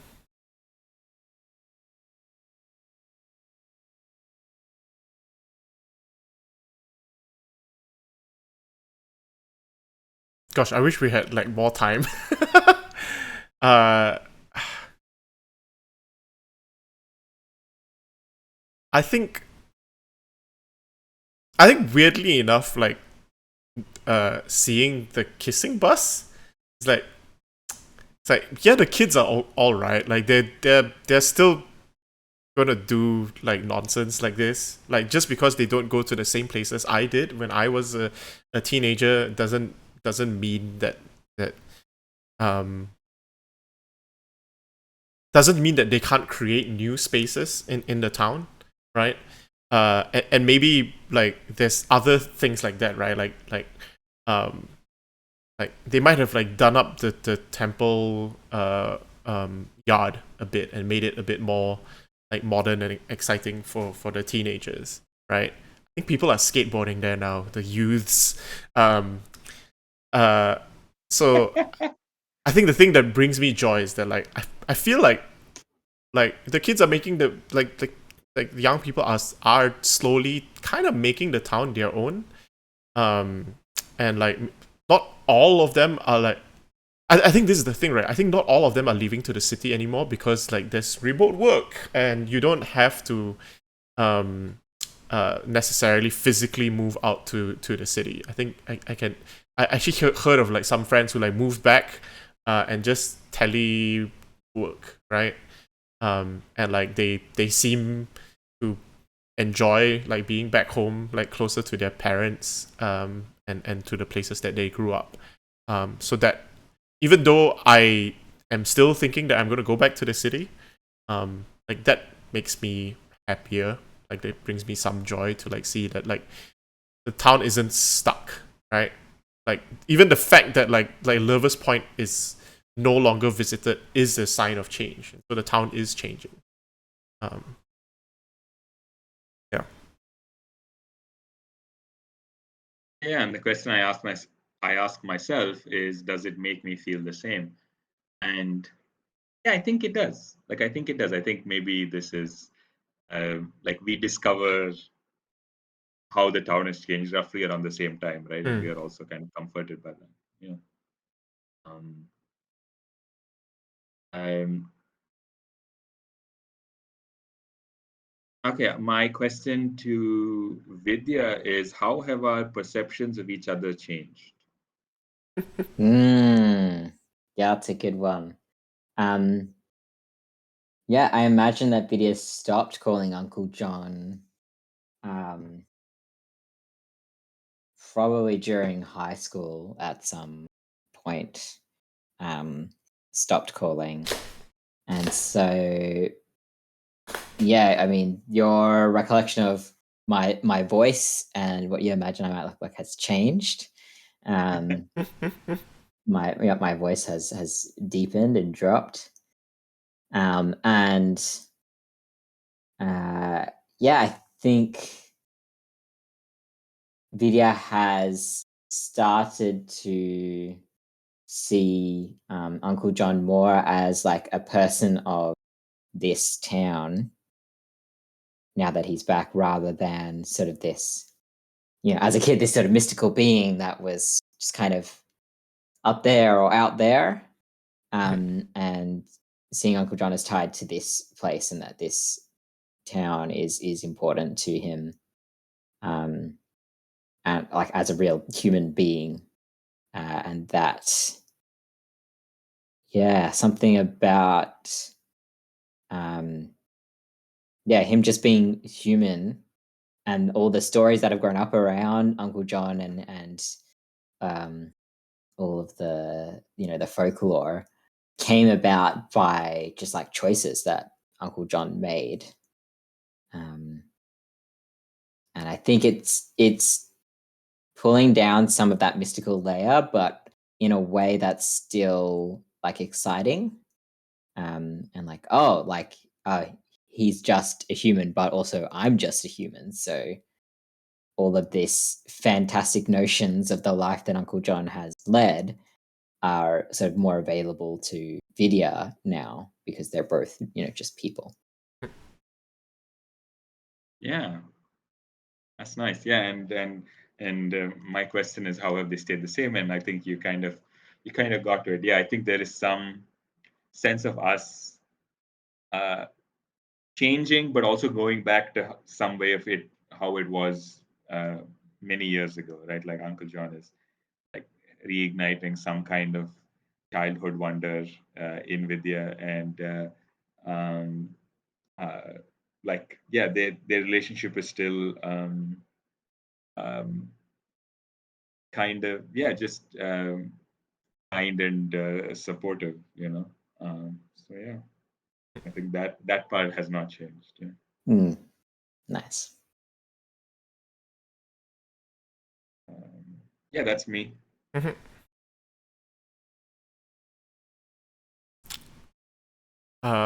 I want to ask Uncle John first, because like, what does it mean for me to be your protege, right? Like, what am I doing now?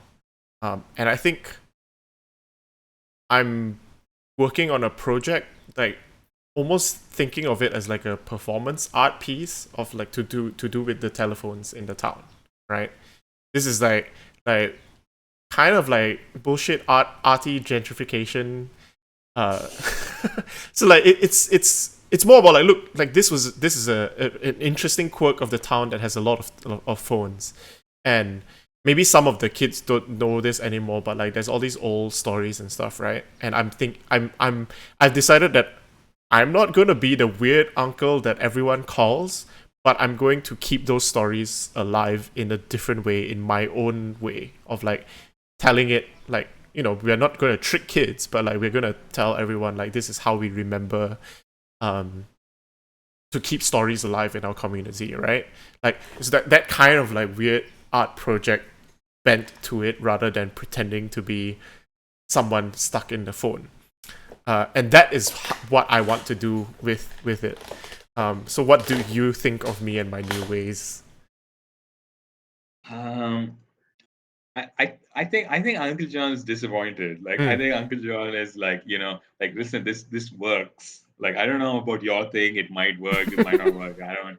You don't get it. People like calling somebody and having a voice and like talking to them and asking them questions, and you can actually help when it works. And so I think Uncle John's a bit like kids these days kind of thing. Like, yeah.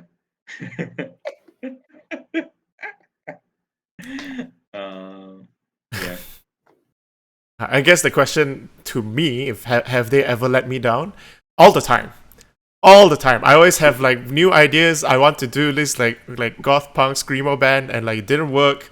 I tried a ska electronic death metal band, didn't work as well. Like I'm always trying this like weird artistic new things, and like it never works. Luckily, I have a pretty well paying job. um, and yeah, like seeing you not be excited about it, and like coming back to this place, and like actually remembering how the town used to be, and like you tell like and seeing the interactions between you and Vidya is like, it's making me doubt myself. Like does it need to be this like postmodern like appreciation, like evaluation of like folk art? Can't it just be folk art itself? Which is why I go to Vidya and ask, where did you take me to prove our town is not so different after all? Mm. Okay, I'm looking back at our map.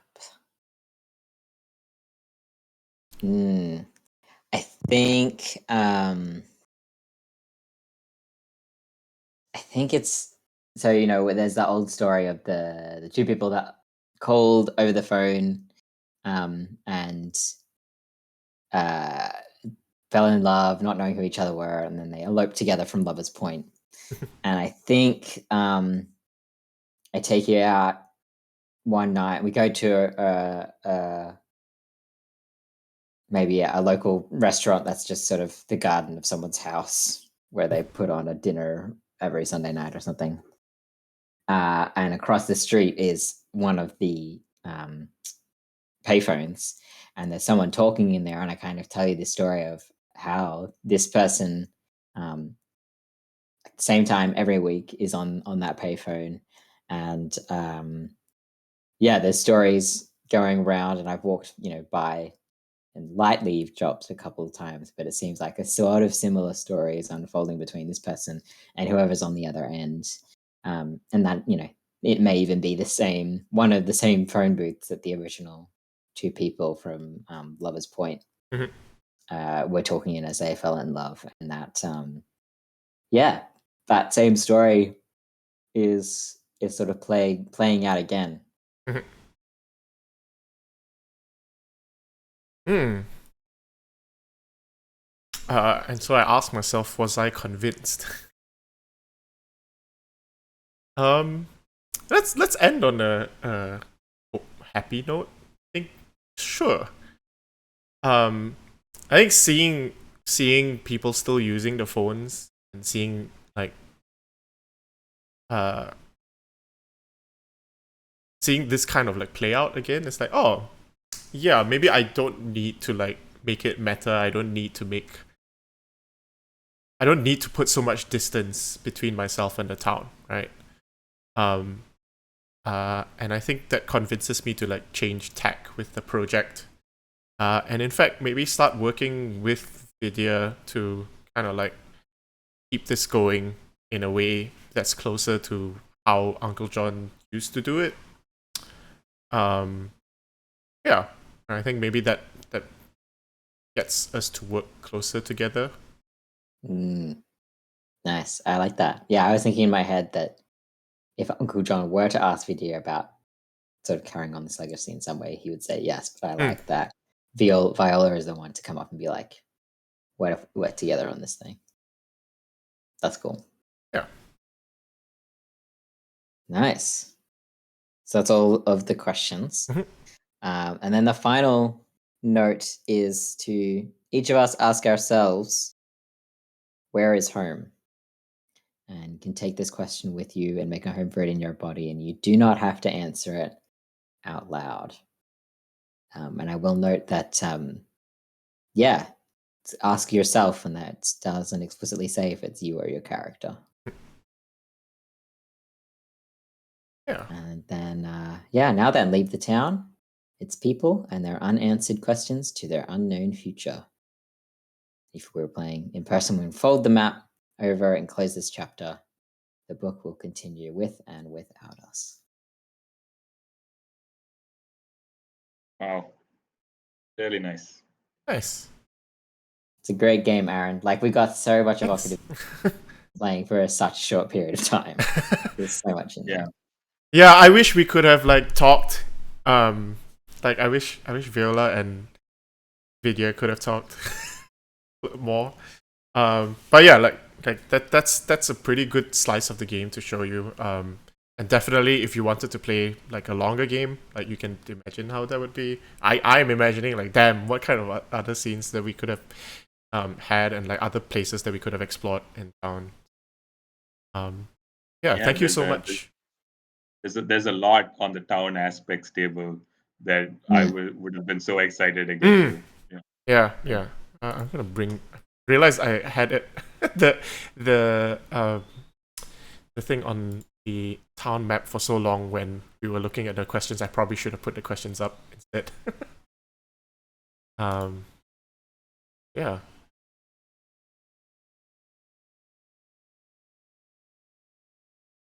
Yeah. Anyways, um, Yeah, thanks so much for playing together. That was really fun, and also for all your contributions to branching streams. That was really good to see them in action.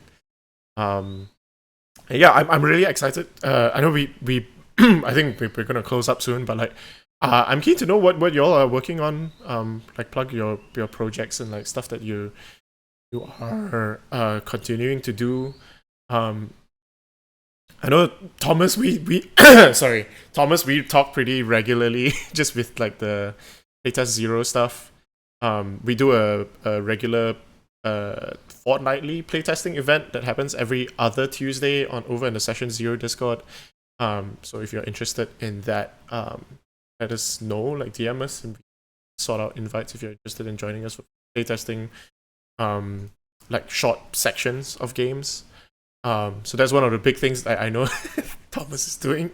But other than that, like what else are you working on? Yeah, I the regular thing I do is I write the Indie RPG newsletter, which is available at ttrpg.substack.com. And yeah, I'm working on a really exciting new game, which I am I'm so happy with how it's come out till now. It's called Depths Unfathomable, and it's about uh,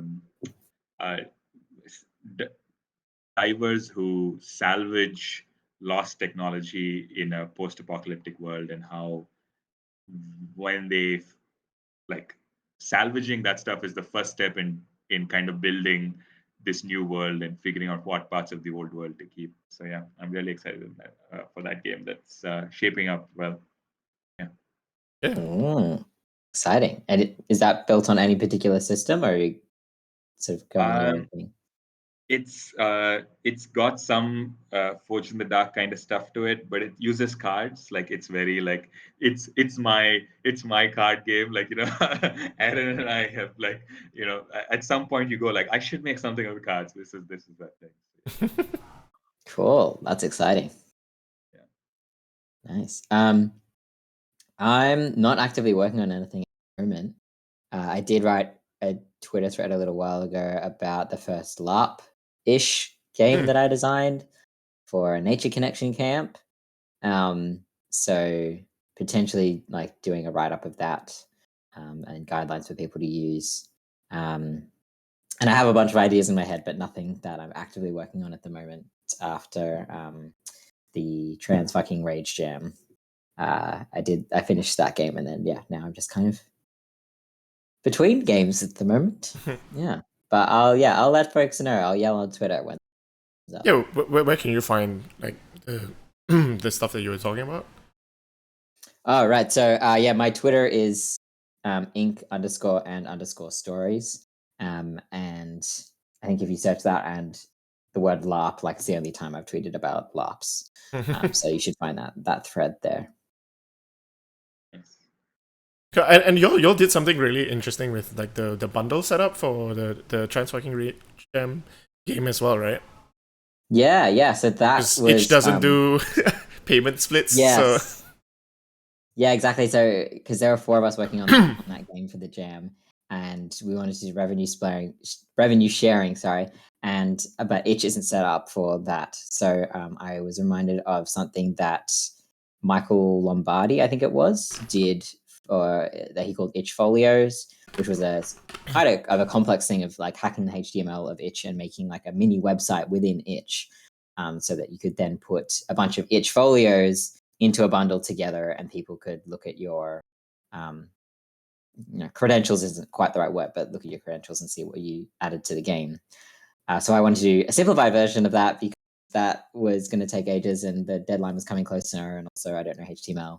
So what I invited the whole team to do was just to make an itch page, outlining on the page itself the contribution that each of us made to the game that we made, and whether it was art or writing or layout, and then to put all of our contribution pages, as we called them, alongside the game document itself into a bundle. And the game document page itself was like all caps: "Do not buy this game from here. Buy it from this bundle." so that we can all share. And it was kind of explained more on the bundle page itself why we chose to do that, in case anyone wasn't familiar. And yeah, it's worked well. It seems to be working well enough for buyers. So I recognize that a lot of people who are in the itch atmosphere are quite fluent in how itch works already. But yeah, I've had people not fluent in itch buy the bundle as well, and that seemed to work fairly well. And it's not terribly intensive in terms of setup. And yeah, I think it looks cool as well. So that seemed to be working with some success. So that's great to see, and hopefully we'll use it going forwards. I think I actually saw someone else use the same model. Can't remember who it was, but someone else used the same model to do revenue sharing already. So that was really cool. Nice. Yeah, I wish I had remembered that. Like I don't know whether like something like in the future, but if I do something like branching streams again, like that could be an option to like something like that, right? Because that makes it much easier than trying to like track how many sales or like work out like situations. Yeah, that's really cool. I think we'll leave it at that. For myself, what are you working on, Aaron? I'm working on a couple of things. Blade Breaker is kind of like one of the big things that I've been slowly working on in the background, that I've been testing at the playtest 0 sessions. Or more like that's not really the biggest thing, but it's like the newest thing that I've been working on. The big thing that I've been working on is Spectres of Brocken, which is a sort of outside belonging game that uses words as tokens. It's cool. I'm gonna have some announcements later today, like throughout the day. Like I've gotten like the art. I know y'all have seen it, because I've shared it in the Discord, but I haven't like tweeted it out yet.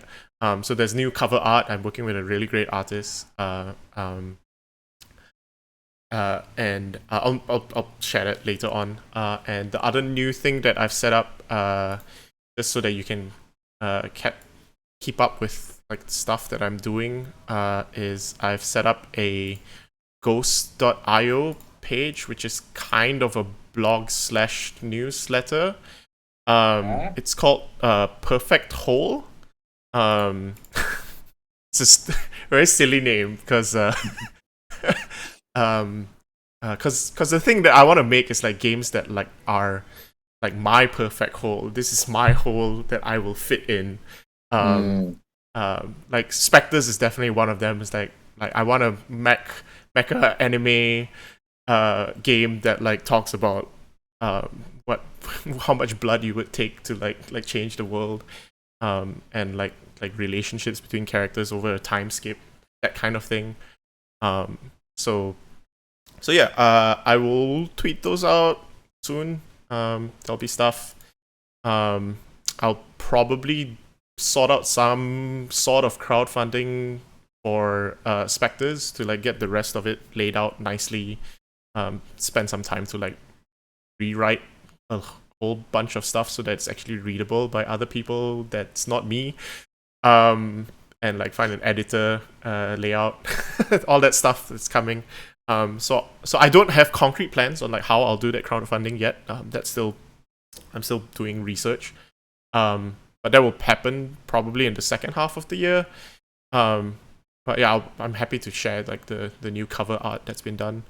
Yeah, that's me. Got some other projects that are not as kind of far along.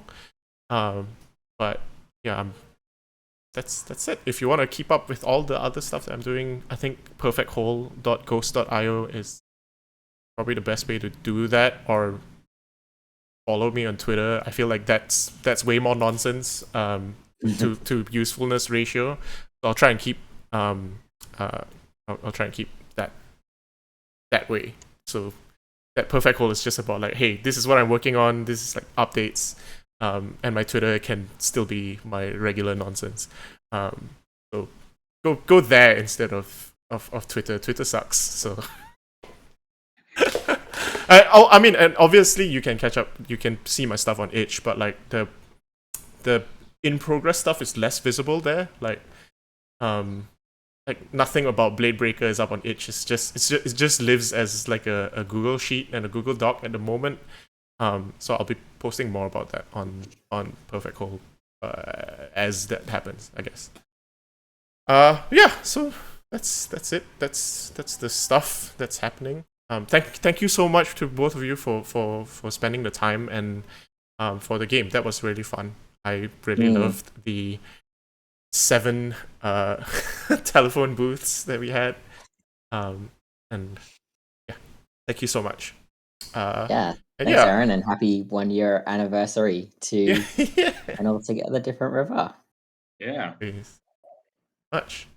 We'll say goodbye now. I don't know how else to end the stream. So bye. Hey, Just say bye. Bye. Bye. And wave awkwardly at the camera until Aaron says Yeah. that we're done.